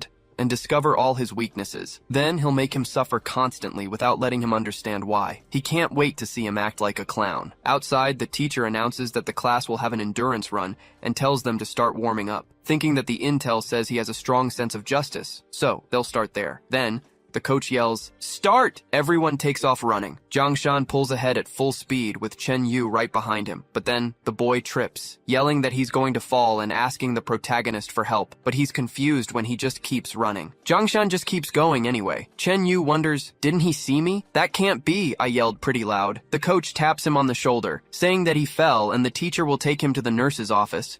But Chen Yu says it's not necessary. The coach says he saw the fall. It was quite exaggerated and he must be badly hurt. But the boy keeps arguing that he doesn't need to go. However, the coach insists on being humane and careful, carrying him away. He tells him not to worry, as he has plenty of experience with heavy lifting, and tells the sports rep to keep an eye on him. The bald guy says he's all for show. He looks healthy, but just fell on flat ground for no reason. Maybe his cerebellum isn't fully developed. Jiang Shan wonders if Chen Yu was always this childish at his age, or if maybe he's just pretending to make him lower his guard. Next, they have to form groups to conduct an experiment. Chen Yu thinks this is a great opportunity, while Yang asks if they can skip the ammonia part because the smell is too strong. Then Chen calls out to his classmate, Jiang Shan, saying he didn't quite understand what the teacher just explained, and asks if he could teach him. But Deng says, no way, and that the new student should know his place. Jiang Shan is already in his group. Chen Yu says he just wanted to ask, but he's told to listen up. He's the faithful sidekick, no one else.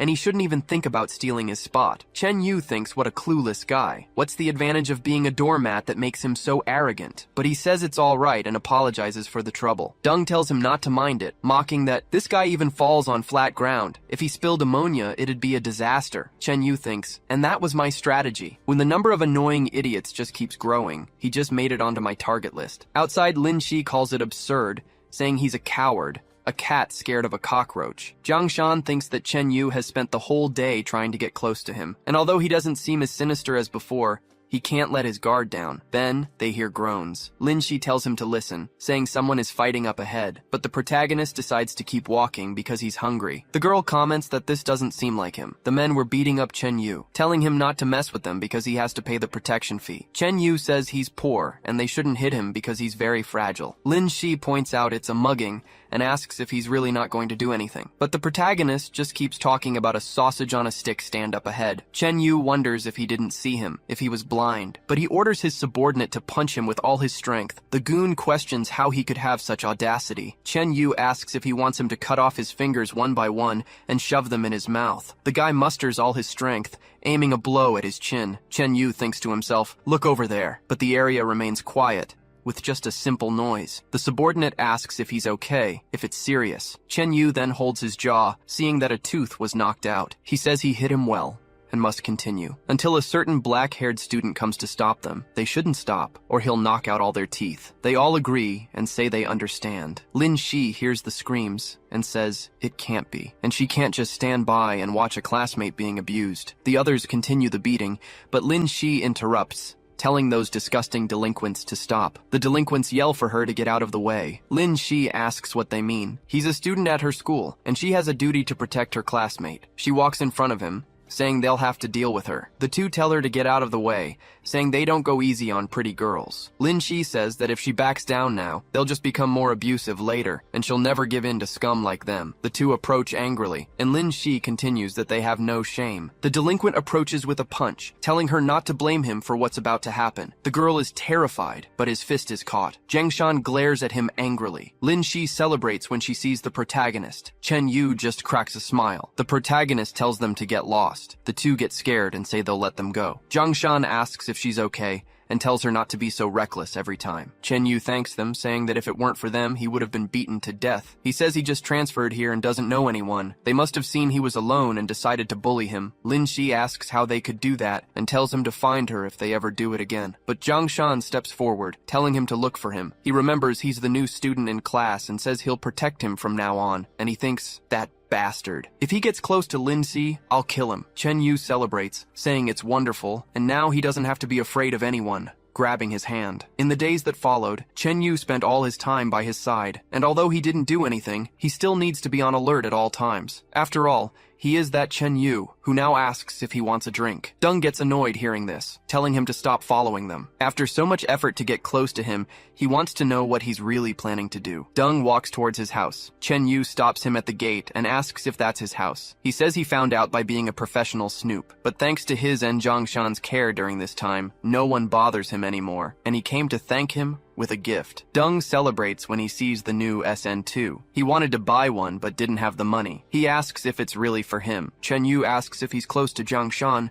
and Deng confirms. So the boy says he always sees him busy and wants to know what he does. Deng replies that he studies, and when he has nothing else to do, he goes for a run or works out, or he takes care of that company of his. The boy asks why he wants to know about him. Chen Yu replies it was just curiosity, and he wants to know more about his company because he wants to make money. Elsewhere, Zhang Shan asks what that is, wondering if Deng Ji got rich. He can't believe he bought the new generation console. He asks if he stole money from his father again, and if the beating last time wasn't enough. Deng says it was nothing like that, and he can't take 5 more of those. And this one was free. He didn't spend a single cent. He then imitates Chen Yu, saying he wants to know what kind of investments he makes. He told him everything he knows about Zhang Shan and will tell him more later. Anyway, he wants to squeeze information out of him and said he wants to make money too. But he tells him to relax because he won't tell him any important information. Zhang Shan asks if he thought he could be bribed so easily, saying he underestimated him. Deng asks who he thinks he is, calling himself the king of taking advantage. But speaking of which, he did set up a meeting with him. He said he'd meet him by the river for some important information. Jiang Shan asks what time he set,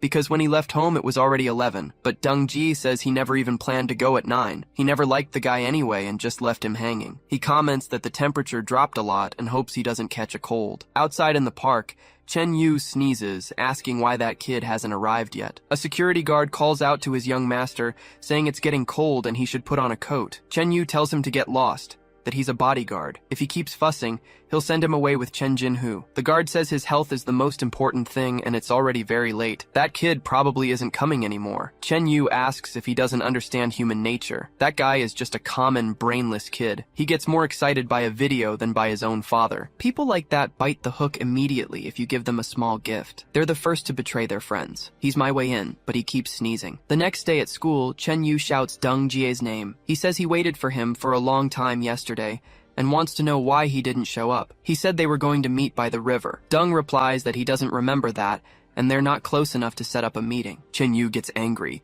and Deng asks if he's going to hit him in broad daylight. Zhang Shan coughs next to them while agreeing to something on a call. Chen Yu thinks that's right. He can't expose himself now. He grinds his teeth and says he's got guts, but he should remember that those without skill aren't brave, they're just reckless. Deng backs away, asking what that was all about, saying he seems crazy. Chen Yu thinks that was Zhang Shan taking a call at school so casually. It could be official business. The protagonist says everything was fine, and that he'll prepare the details before the police department arrives next week. Chen Yu thinks it's clear now. He's close to the girl from the Lin family, so he rode their influence. No wonder he managed to gather so many experts to attack his warehouse. He analyzes the situation for a moment, but he sneezes because of yesterday. Zhang Shan asks who's there and turns around, but he only sees Chen Yu running away, and he thinks he can sleep soundly relying on the Lin family. I'll make him burn in his own fire. Deng asks why he ran off so clumsily, looking like he's running from debt, but Jiang says he does owe a huge debt. The bald guy is surprised and asks what he means. The protagonist thinks that he was sinister and cunning in his past life,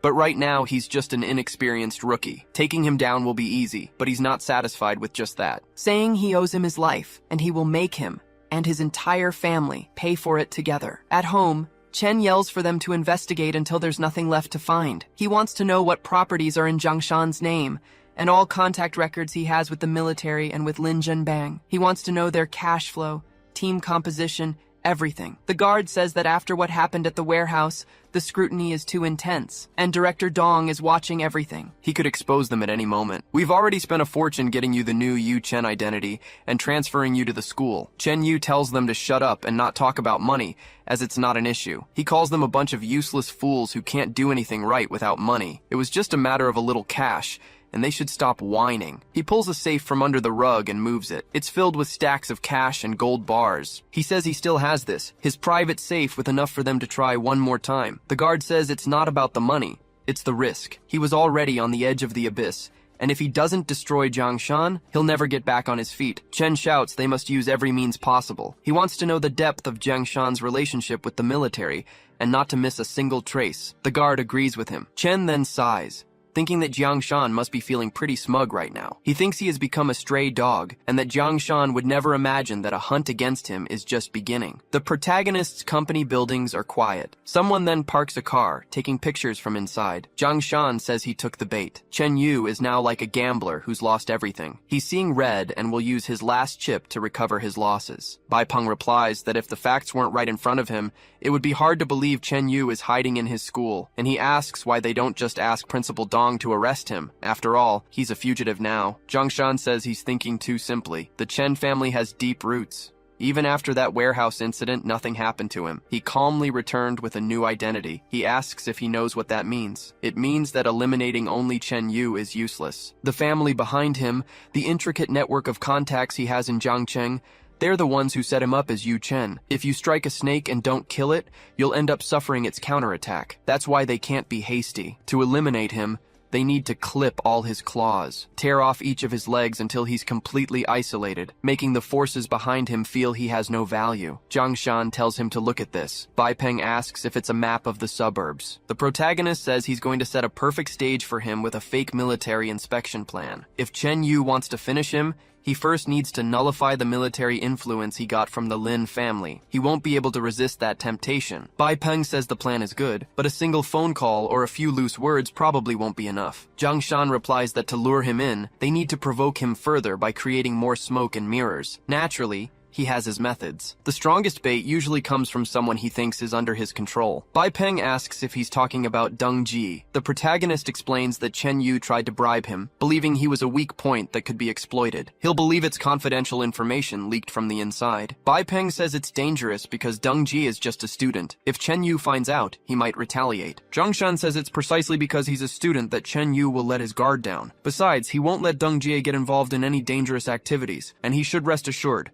as he is very smart. The next day, Deng calls his classmate. Yu Chen says he doesn't want to see him and tells him to get lost. Deng asks if he's sure because he has fresh information about the protagonist. Yu Chen replies that he tricked him badly last time, and he's supposed to believe him again? He says he doesn't need his money and that he gave the video game to the dogs. Deng gets closer, talking about a military district and a secret inspection. He asks if he's interested. Yu Chen is surprised by this. He demands to know what exactly he knows, threatening to beat him if he doesn't speak up now. Deng asks what's with the attitude. Yu Chen then lets him go. The bald guy makes it clear the information isn't free, and he already said he has no problem with money, so he should show a little proof of friendship. Yu Chen asks if he didn't already buy him the video game and what more he wants. Deng says that was just the entry fee, and if he's going to be such a cheapskate, he'll just leave, and he starts to walk away. Yu Chen thinks that a tiger was being humiliated by a stray dog, and that in the old days he would have crushed him with a single finger. Deng turns around, saying he thought he was rich, but in the end, it's all just talk. But Yu Chen tells him to wait. The bald guy is happy. The young master asks what kind of proof of friendship he wants. Deng replies it's nothing much, just the new Fruit 6 phone. He's always wanted one, but never had the money. Yu Chen replies that it's a very simple thing. The two start the transaction. Deng tells him to look carefully and not transfer the wrong amount. He then sends him 12,000 yen. Yu Chen asks if he's satisfied now. Deng thinks the mood is just right, and that Shanzi said he was a stingy kid. Then he coughs. He says Jiang Shan looked for him today. He told him the company has some business in a few days, so he'll miss class, and asked him to make up an excuse. He asked what it was, and he said he was going to the western suburbs. The military district people are going to inspect his company to build a logistics center. Yu Chen thinks about the western suburbs and all the other words.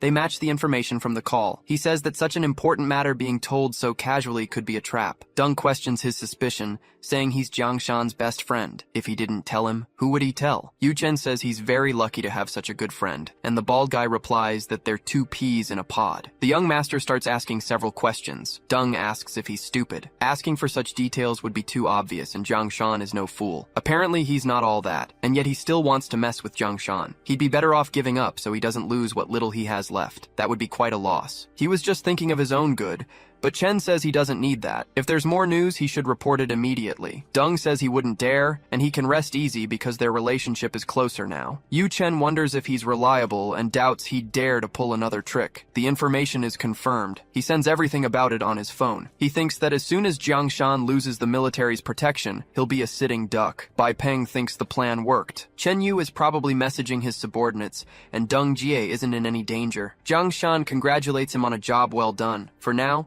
they do nothing. They should let him investigate, since the more he prepares, the more exposed he'll become. Bai Peng says he got a call and has to hang up. He answers it surprised. He gets scared and asks when it happened, because he was on his way right now. In a hospital, he crouches down, looking forward in despair. He thinks of his brother, calling Xiaofei's name, because he needs to hold on, with signed documents beside him. A doctor asks if the family is present. Bai Peng asks about his brother, but the doctor replies that the situation is not optimistic at all and tells him to look. His brother's heart condition has developed a rare complication. The white part is the lesion. Bai Peng asks what that means. They said they could still wait. Dr. Zhang says that in medicine, there are always unforeseen events. These cases are rare, but they happen. The brother asks what will happen to him if they don't treat it immediately. The doctor replies that he might not make it past 3 months. Bai Peng is devastated upon hearing this. Dr. Zhang says conventional surgery is too risky, with a success rate below 30%. But there's a foreign method called cardio renew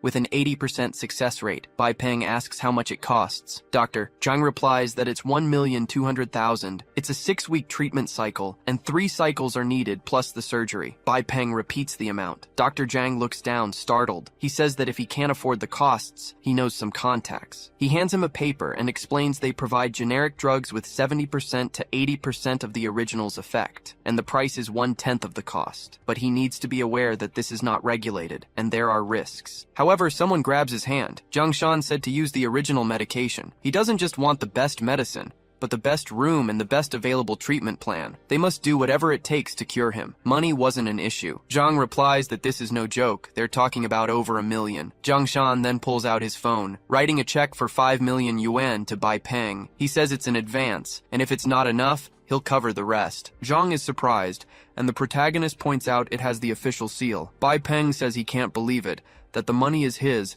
and the company just had a meeting. Jiang Shan tells him to calm down. He tells him to think about what's most important right now. They can earn money again, but a lost life can't be brought back. He asks them to please arrange the transfer to the VIP room immediately, and start the treatment. He'll take care of it right away. Bai Peng thinks about Jiang Shan. He always thought he was unbreakable, but faced with reality, he realized how small he is. He discovered there are many things they can't overcome, no matter how hard they try. And that money can bring down a strong man isn't just a popular saying. If he hadn't met him, he wonders what would have become of him now. Bai Peng wonders if he has any idea. If they had met a little later, maybe he would have already given up on himself. Maybe he would have become one of Chen Yu's lackeys. Jiang Shan replies that there are no ifs. Now they are brothers and comrades in arms. He watches his back, and he'll take care of his family. As night fell that day, a car parks in a desolate location. Chen Yu then walks out, commenting on what a filthy place it was. He calls out Jiang Shan's name, wondering if this is the stage where he plans to achieve his grand dreams. He looks ahead with his subordinates, seeing the entire construction site before them. Chen Yu remarks that it's a military inspection site, and Jiang Shan sure knows who to cozy up to. Another subordinate says his men found out that in 4 days,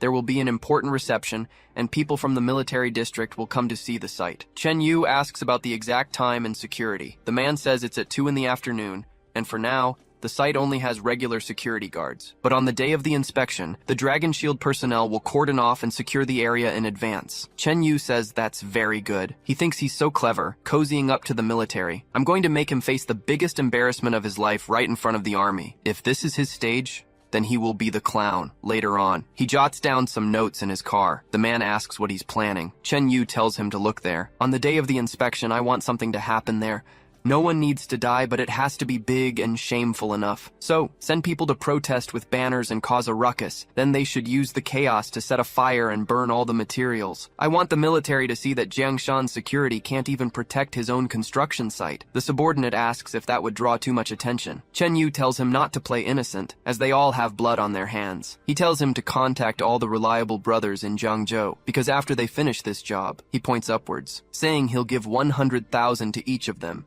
and make sure they get out of town until the dust settles. The man asks if he's serious. He celebrates, accepting the offer and thanking the young master. Chen Yu thinks to himself that tomorrow, he wants to see despair written all over his face. The next morning, at the building, a military vehicle arrives on site. The instructor tells them to stand up straight and not to embarrass themselves in front of Master Shan. A young man introduces Sergeant Wang to the security company, explaining that they are all veterans here. Zhao Gong salutes and says he is there, following orders. Wang says that's great spirit, and Changshan introduces the two, counting on him to guide the visit. Zhao Gang leads the officers through the site, as they are going to visit the main training ground, until someone screams for justice, yelling to punish these mobsters, claiming the criminal force Dragon Shield is beating up the people. They must punish Jiangshan and get rid of these thugs. He says they broke his leg, and asks where the justice is, while another woman shouts that her son ended up in the hospital because of them. Wang asks what's going on, and Changshan says he doesn't know either. Zhao Gang says the same. He's sure it's slander, as his company has never done anything like that. Changshan says he believes them. The man replies that the leader must bring them justice,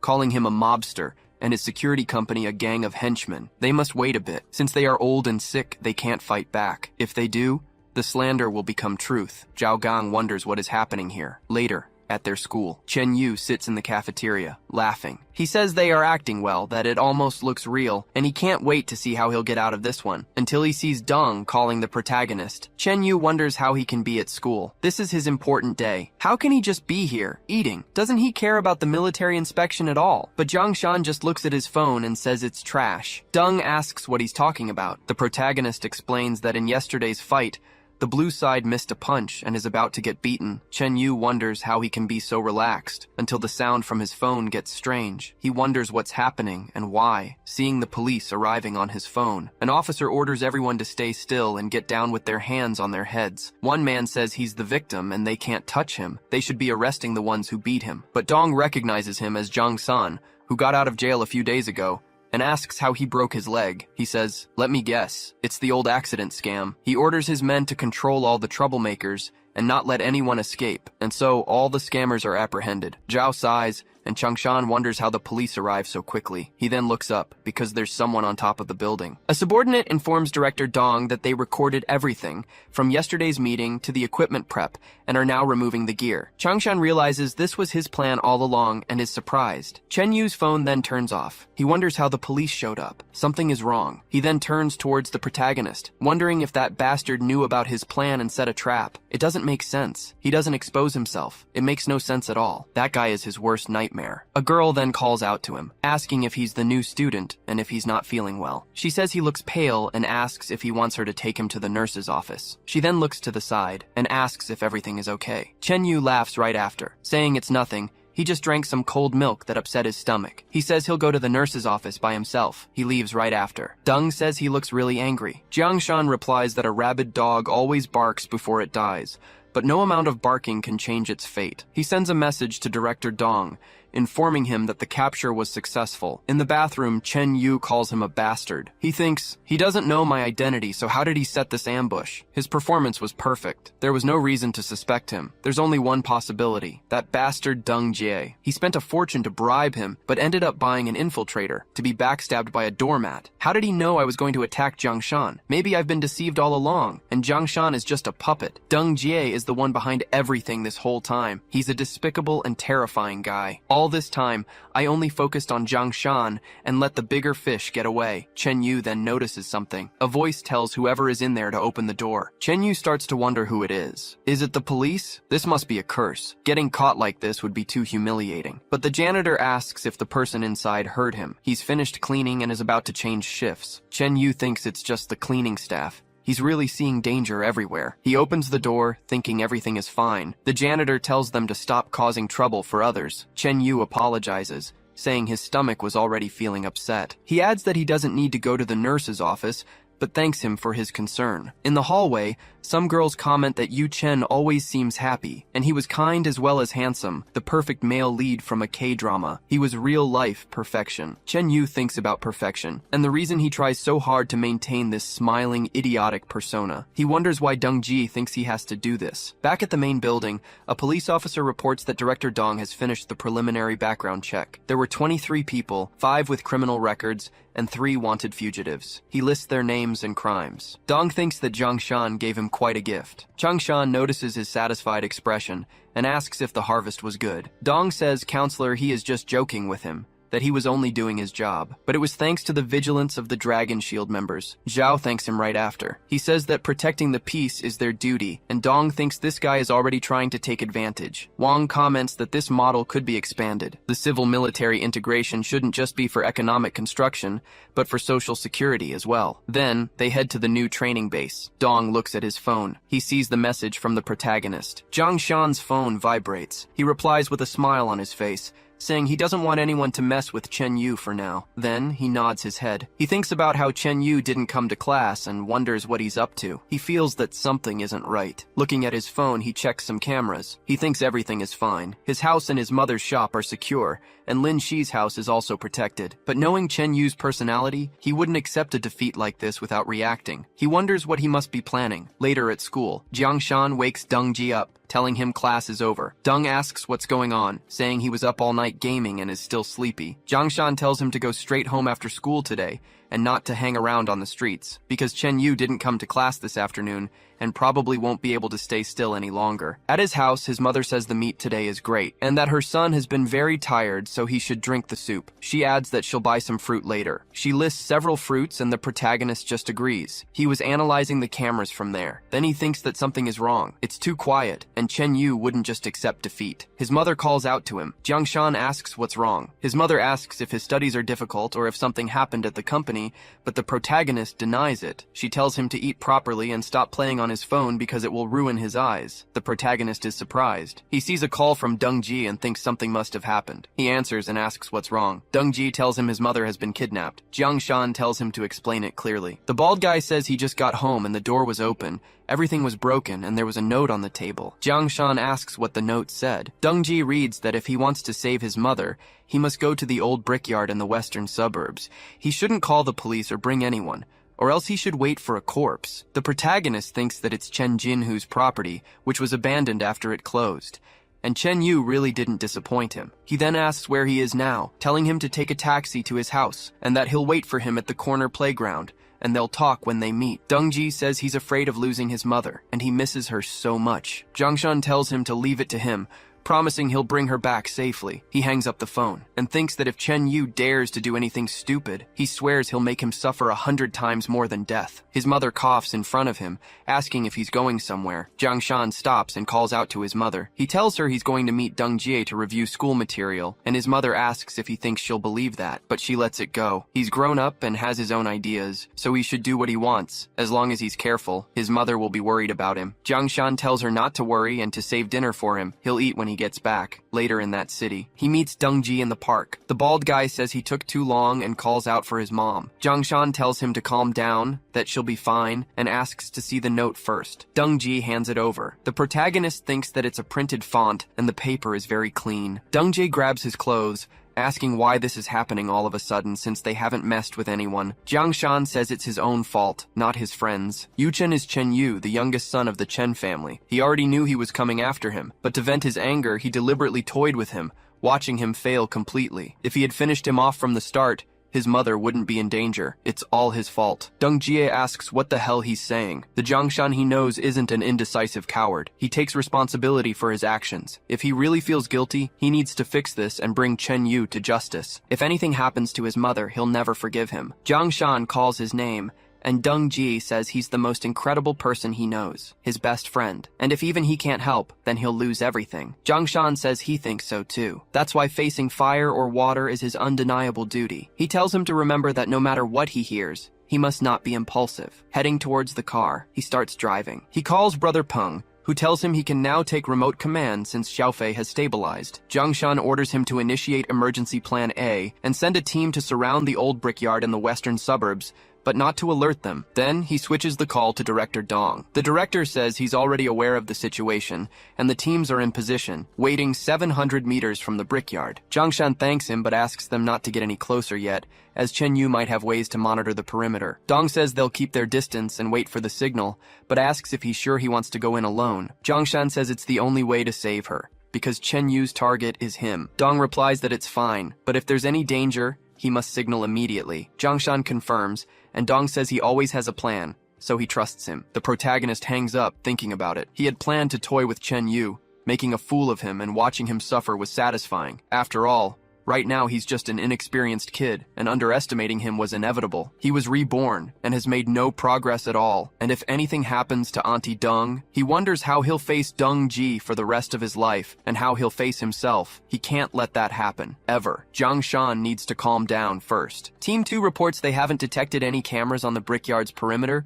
but they've found 3 suspicious heat sources that could be ambushes. Jiang Shan asks for their positions. They report one on the roof of the abandoned office to the east, one behind the material line to the west, and one in the second-floor window. Jiang Shan orders the team to keep watching without exposing themselves, and for Team 3 to stand by for his command to breach. He then speeds up his car, driving through a tunnel. After passing through it, he arrives at the warehouse. Jiang Shan gets out of the car. Looking up, he sees a light in the window and thinks he's really watching. Chen Yu asks, "See that? He really came alone." The subordinate asks if it could be an ambush. Chen Yu says of course he has allies, but the hostage is in their hands. Deng Jie's mother cries in the chair. Chen Yu says her son's friend came to save her. He laughs and says he wants to see how he'll choose to get out of this one.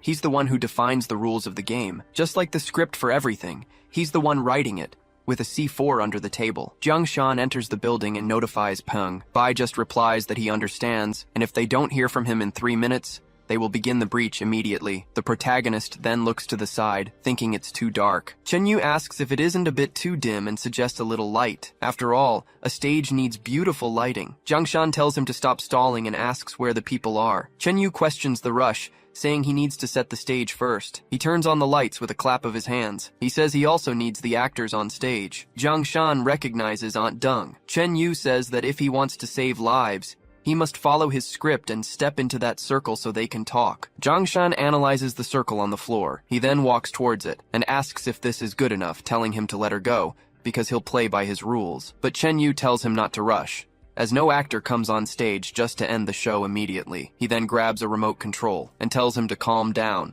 since the opening credits haven't finished yet. A door then opens. Chen Yu says for the second actor to enter. Jiang Shan is then surprised. He recognizes a figure in a chair, but then he realizes he doesn't actually know him. Chen Yu says he sees the doubt on his face, explaining that this is the school janitor. How should he put it? He just casually invited him to play a little. Then he asks his colleague, Jiang Shan, who he will choose between the two people, his best friend's mother, or an innocent civilian who was just around. As soon as he makes his choice, the other will lose their life. He can't stall. He only has 10 seconds. Jiang Shan says that's more than enough time. Chen Yu then questions this. The protagonist steps out of the circle, saying he has a better choice. He chooses both of them, and on top of that, he's sending him to jail. Chen Yu calls him a damn bastard for his insolence. He then orders his man to move. The subordinate points the gun at him. The bullet closes in on the protagonist. He narrowly dodges it, and the bullet hits the wall. That subordinate aims his gun again. Jiang Shan notices something in his path, a pile full of rubble, so he grabs a brick, throwing it at him, and hitting the man in the head. Jiang Shan keeps running, and thinks that the second one is in the office. He sees the silhouette through the window. The protagonist then crouches and picks up a brick, calling him an animal and yelling, "Take this," throwing a brick at him too, and he thinks that the sound of the gun and the bullets feels strange, which must mean he notices something on his back, because there's another one up there. The subordinate then aims his weapon. Jiang Shan just runs towards him. The man yells that if he gets any closer, he'll shoot, but the protagonist replies that this is a pain, holding a toy gun and trying to show off for someone. He doesn't have time to play house with them. He then yanks the gun away from him and lands a kick that sends him flying. The man passes out as he hits the wall. Chen Yu calls them all useless, because they can't even handle one student, and that he'll have to use that, then ordering something to come out, because he really didn't imagine he would take down all 3 ambushes, but he shouldn't think he's getting past him. As a bodyguard,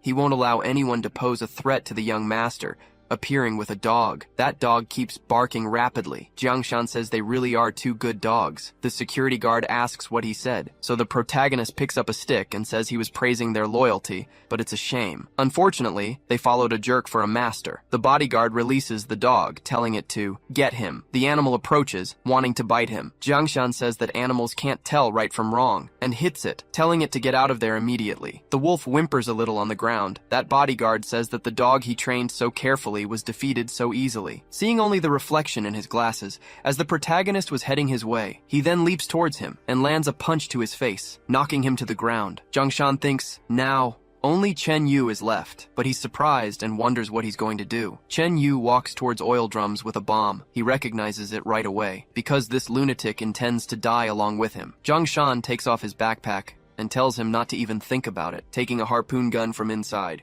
He then prepares to fire it, launching it towards the building, and starts using it to move. Chen Yu says they'll die together, and that it won't be a loss for him, but the protagonist knocks him out and tells him to take a break. Chen Yu asks him to wait, but the protagonist says he's waited a long time for this day. He approaches with his fist raised as Chen Yu keeps begging him to wait, because it makes no sense to take his life now, since in the Chen family, he's just a gopher. He was kicked out, and the real trouble is yet to come. Jiangshan tells him to explain himself. Chen Yu says it was his brother, Chen Xuan, who is the true future leader of the Chen family. The protagonist repeats his name in his head, thinking that he was the subordinate who betrayed him. Come to think of it, the day before the mission, he had offered him something. He wants to know what he put in that glass of water and what he did. Chen Yu laughs, saying he'll regret it. His brother will never forgive him and will take everything from him, everything he holds dear, his parents, his friends, including that girl, Lin Shi. Jiangshan clenches his fist in anger at his laughter, but then he releases his grip and informs Director Dong that he's finished there and can bring his men in. The hostage is safe, and the suspect is also secure, as dawn breaks. In the director's office, he thanks him for his efforts and informs him that the interrogation is underway, but there's something he needs to show him first,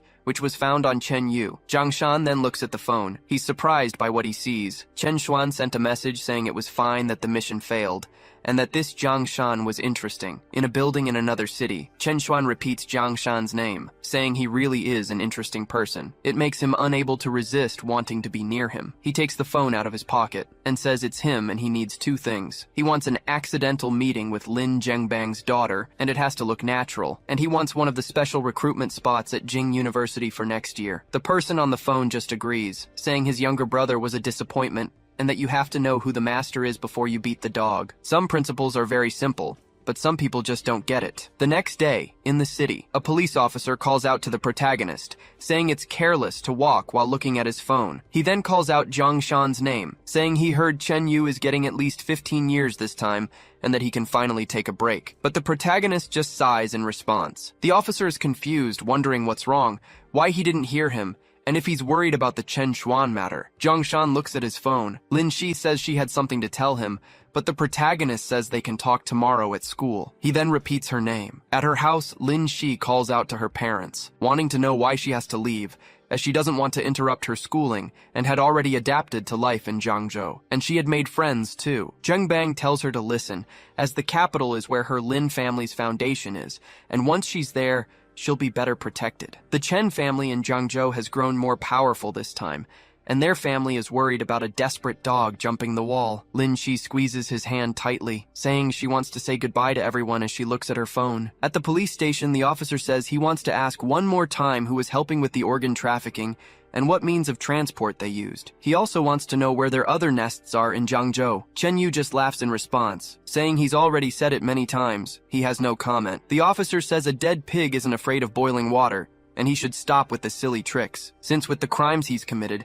he's looking at life in prison, so he'd better cooperate. Chen Yu replies that he wants to go to the bathroom, and the officer says they'll let him go when he gives a clear confession. He gets irritated, but the officer next to him tells him to calm down. He was the young master of a great family, and the circumstances surrounding him were very complex. The police officer then coughs and says he won't make things difficult for him. Xiaozhang should go and watch him closely. The officer tells him not to worry and leads him to the bathroom, telling him to be quick. Chen Yu just agrees. He enters the bathroom shortly after. The janitor calls out to the third young master. He says a message came from the family and they can help him with one wish. Since his young master is sensible, he should hurry up and consider it. Chen Yu says he has decided. He will admit his guilt, but refuses to accept the consequences. You must listen carefully to my wish. A fate worse than death for Jiang Shan. The man looks at him and says he understands and hopes he gets it. In that case, he asks him to accept the package. He says he'll leave first and wishes the third young master a safe journey. The next day at school, Deng asks what he's looking at, wondering if it's a love letter, but Jiang tells him not to talk nonsense. The bald guy recognizes it's an invitation to Lin Shi's birthday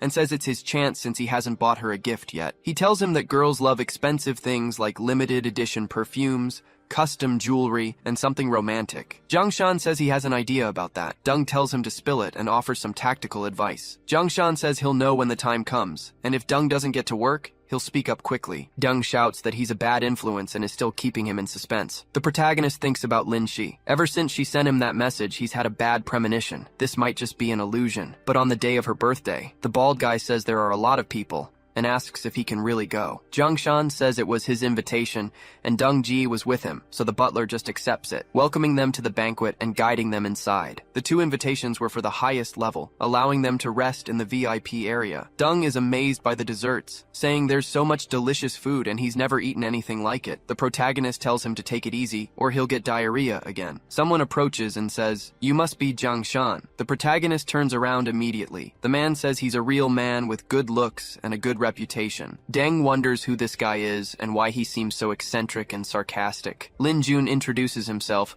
saying he was away for a year and just recently returned, but he's heard nothing but good things about him. He extends his hand, saying it's a pleasure to meet him. Jiang Shan says it's a pleasure to meet him too, and that those were minor things not worth mentioning. Lin Jun asks if taking down the Yang family and Chen Yu were minor things, calling him too modest. He adds that he loves making friends with capable people, but words are just words. He asks if he'd like a little test to see with his own eyes if they should be friends. The bald guy is surprised and remarks on the strange atmosphere. Lin Jun says it's time to celebrate Shi's birthday, and that a small archery booth has been set up in the garden, asking if he's interested. Deng says it's her birthday, not some martial arts tournament for marriage. Lin Jun asks if he'd like to play, or if he thinks this kind of civilized game is not to his taste. Jiang Shan laughs a little and asks how he wants to compete, saying that as a guest, he'll follow the rules. Outside the house, they set up a target along a red carpet. A blindfolded Lin Sun explains they'll listen for a command and shoot from 3 meters away. They'll each have 3 arrows, comparing scores by the rings. A subordinate hands him a bow and an arrow. He asks if the rules are clear. Upon hearing his command,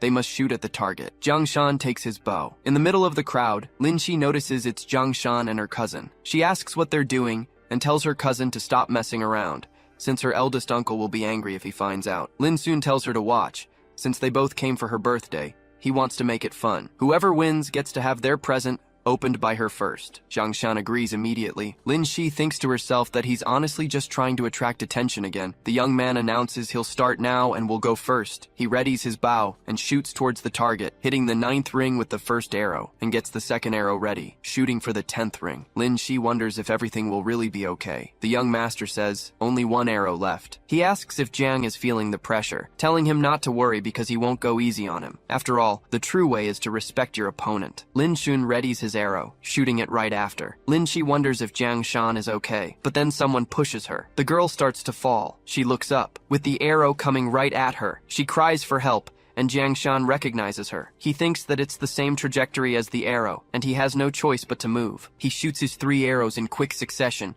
They fly rapidly through the crowd, but they stop the other arrow from hitting Lin Shi. The girl is surprised to find she's okay. A man asks if she's all right, and the girl confirms. Lin Shun takes off his blindfold and asks why she was sitting there. The protagonist says he almost shot her just now. The young man asks where that arrow is, but a man tells him to look over there, wondering how it could be, as all of Jiang's arrows hit the bullseye. Lin Shun says it's wonderful, and that it might be a lost archery combat art. This boy has many skills, and he wants to know how Lin Shi ended up in the line of fire. He then looks to the side. There was a man sneaking away. Everyone shouts to capture him, saying he was the one who pushed her and not to let him get away, grabbing him by the collar, and the man keeps asking to be let go. Jiang Shan says he'd like to hear it, who he's working for. He should confess honestly before he calls the police, adding that he probably doesn't want a criminal record. The man just glares at him. He then sighs arrogantly. Then he chews on something in his mouth. Jiang Shan says, "This guy hid poison in his mouth." Then the man starts to lose consciousness.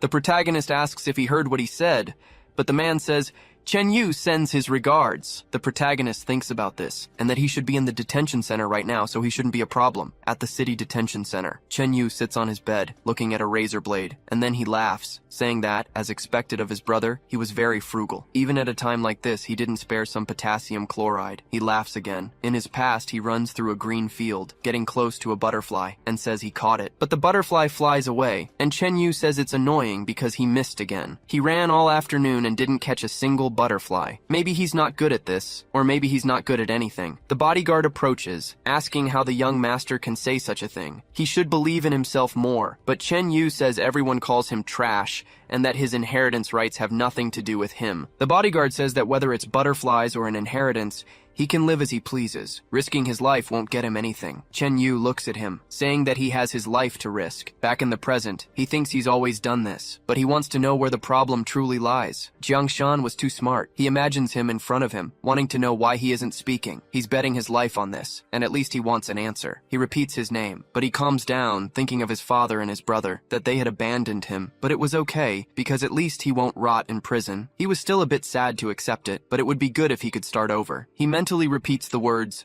"start over," and cuts his arm, thinking it's fun. Besides, the sensation is cold, so this is what it feels like to be close to death. He then closes his eyes and says he'll be laughing at Jiang Shan in hell. The night passes in that city. The guard was still sleeping, but Director Dong interrupts him. He asks what he's doing sleeping on the job, reminding him they had important, suspicious matters to attend to, and asking who would take responsibility. The guard says he was fine, as his ears are sharp and there were no problems. Dong then questions him, and the guard asks what the director stepped on, realizing it was blood. Dong looks down, jumping back and wondering where it came from, because, just as he thought, it was coming from Chen Yu's room. He questions the guard, asking if he didn't say everything was fine, adding that the Chen family's legal team was already on its way. The guard immediately opens the door. Both of them are shocked by the scene, seeing Chen Yu's body covered in blood. The guard tells him to wake up, but everything was bathed in blood. The guard checks his pulse and is shocked. He calls out to the director, telling him he's already dead. Dong says he was alone,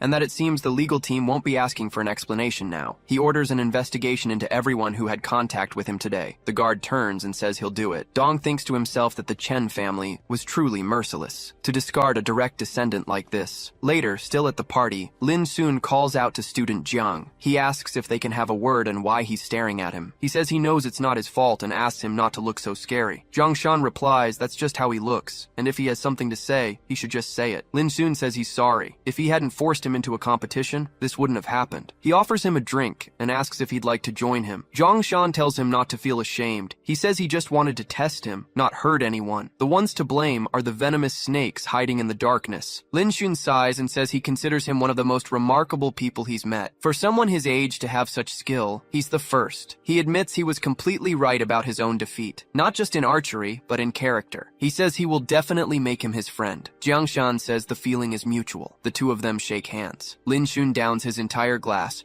wiping his mouth afterward. He says he's looking after Shi now, and if he ever needs help in the future, he should just ask. His family is very influential in both Jiang City and the capital. Lin Shi then approaches them. She asks when they became so close, adding that her clothes got dirty so she had to cut them short. Lin Zun excuses himself, saying he's going to greet the other guests. The girl says it was her fault. If she hadn't agreed to her cousin's ridiculous competition, Jiang Shan tells her not to blame herself. What happened, happened, and they can't hide from it. The important thing is that they're okay. A song begins to play. Everyone remarks on the beautiful melody and the nice atmosphere. Lin Shi says her father hired a musician and suggests they go listen. Jiang Shan blushes. He takes his hand out of his pocket. He says there are a lot of people there and asks if she'd like to find a quiet place to sit down. Lin Shi agrees and says she knows a good spot. They start walking, heading towards a small chapel. The two sit down side by side. The protagonist, embarrassed, calls her name. He tells her he prepared a birthday gift for her. Lin Shi questions this, since her birthday banquet was ruined. The protagonist says that was for everyone else to see, but this gift is just for her. The girl asks what it is. She notices it's some kind of necklace necklace with a paw charm, and she repeats the pendant's name. The girl blushes at this. Dung says that after everything he's going to give her that, and wonders what made him think of it. But Bai Peng says it's not a normal pendant. The bald guy looks up, asking where he came from because he scared him. Bai Peng just repeats himself. Jiang Shan notices the two of them bickering behind him, and laughs, thinking about those guys. Lin Si thanks him and says she really likes it, but asks if the cat paw has any special meaning. The protagonist explains that it's not a normal necklace, but also a set of brass knuckles. The girl is surprised. Brass knuckles? She asks. Dung asks who gives something like that to a girl. The protagonist says that he knows he can always protect her, but he hopes for more. He wants her to have the ability to protect herself too. Lin Shi asks how she's supposed to use it. The protagonist places it in her hand, showing her how it's used. He says he taught her basic self-defense, and combined with this, she can buy some time or call for help. Lin Shi's face turns serious. Dung says that's a terrible expression, and it's a terrible gift. The girl then calls his name, hugging him and thanking him over and over. Dung wonders what's happening. Jiang Shan asks what's wrong. Lin Shi says that since she was little, everyone has treated her like a delicate flower. They all told her to just be careful. No one ever cared about her learning these things, and nobody believed she could. Only he treats her like an independent person, not like a treasure that needs to be kept safe. Jiang Shan is surprised by this. He then moves his hand, holding the girl's waist and hugging her back. He says that since she's independent, it will start like this. She'll get smarter, stronger, and sometimes even tougher than him. Dung cheers that they're hugging. Peng agrees, noting he's completely red. The bald guy bets 100 silver that they'll kiss in 5 minutes. Bai asks why he'd waste money on that, but Dung taunts him, saying he's afraid to lose. Bai sighs and says 10 minutes, adding that brother Shan is the secretly passionate type. So the two start arguing about it. Lin Shi touches his shoulder and says she has something to tell him. She's transferring to a school in the capital next semester. Jiang Shan is surprised to hear this. The two behind the bush are just as shocked. Jiang Shan asks, "The capital?" Lin Shi says her father is being transferred for work, and with everything that's happened, her family thinks it's safer for her to return to the Lin family's foundation. She knows it's all very sudden. She doesn't want to leave everyone, and she doesn't want to abandon him. Jiang Shan asks if this isn't a good thing. He thinks to himself that he'll have to go to the capital sooner or later anyway. The Chen family's home is there too, and he has a score to settle with them. Then he tells her not to cry, because it's not like they'll never see each other again. The girl says the capital is very far away, and he still has his high school entrance exams. But the protagonist tells her to trust him, because they'll meet in the capital very soon. He smiles at her one more time. The girl agrees with him and says she believes him. A week after all this, Dung asks if he really wants to try for a school in the capital, saying he thought those were just rumors. If he starts studying like crazy now, he might not even get into next year's exam. Jiang Shan says he doesn't need a year. Dung asks how much time he'll need. The protagonist says it will be 3 months at least. His friend says that's a joke. In 3 months, they'll be in their second semester, and he asks how Jiang Shan is going to get to the capital. Jiang Shan shows him a booklet saying he has this, the Military Academy for Special Talents, with an admission pin. Dung screams when he sees it.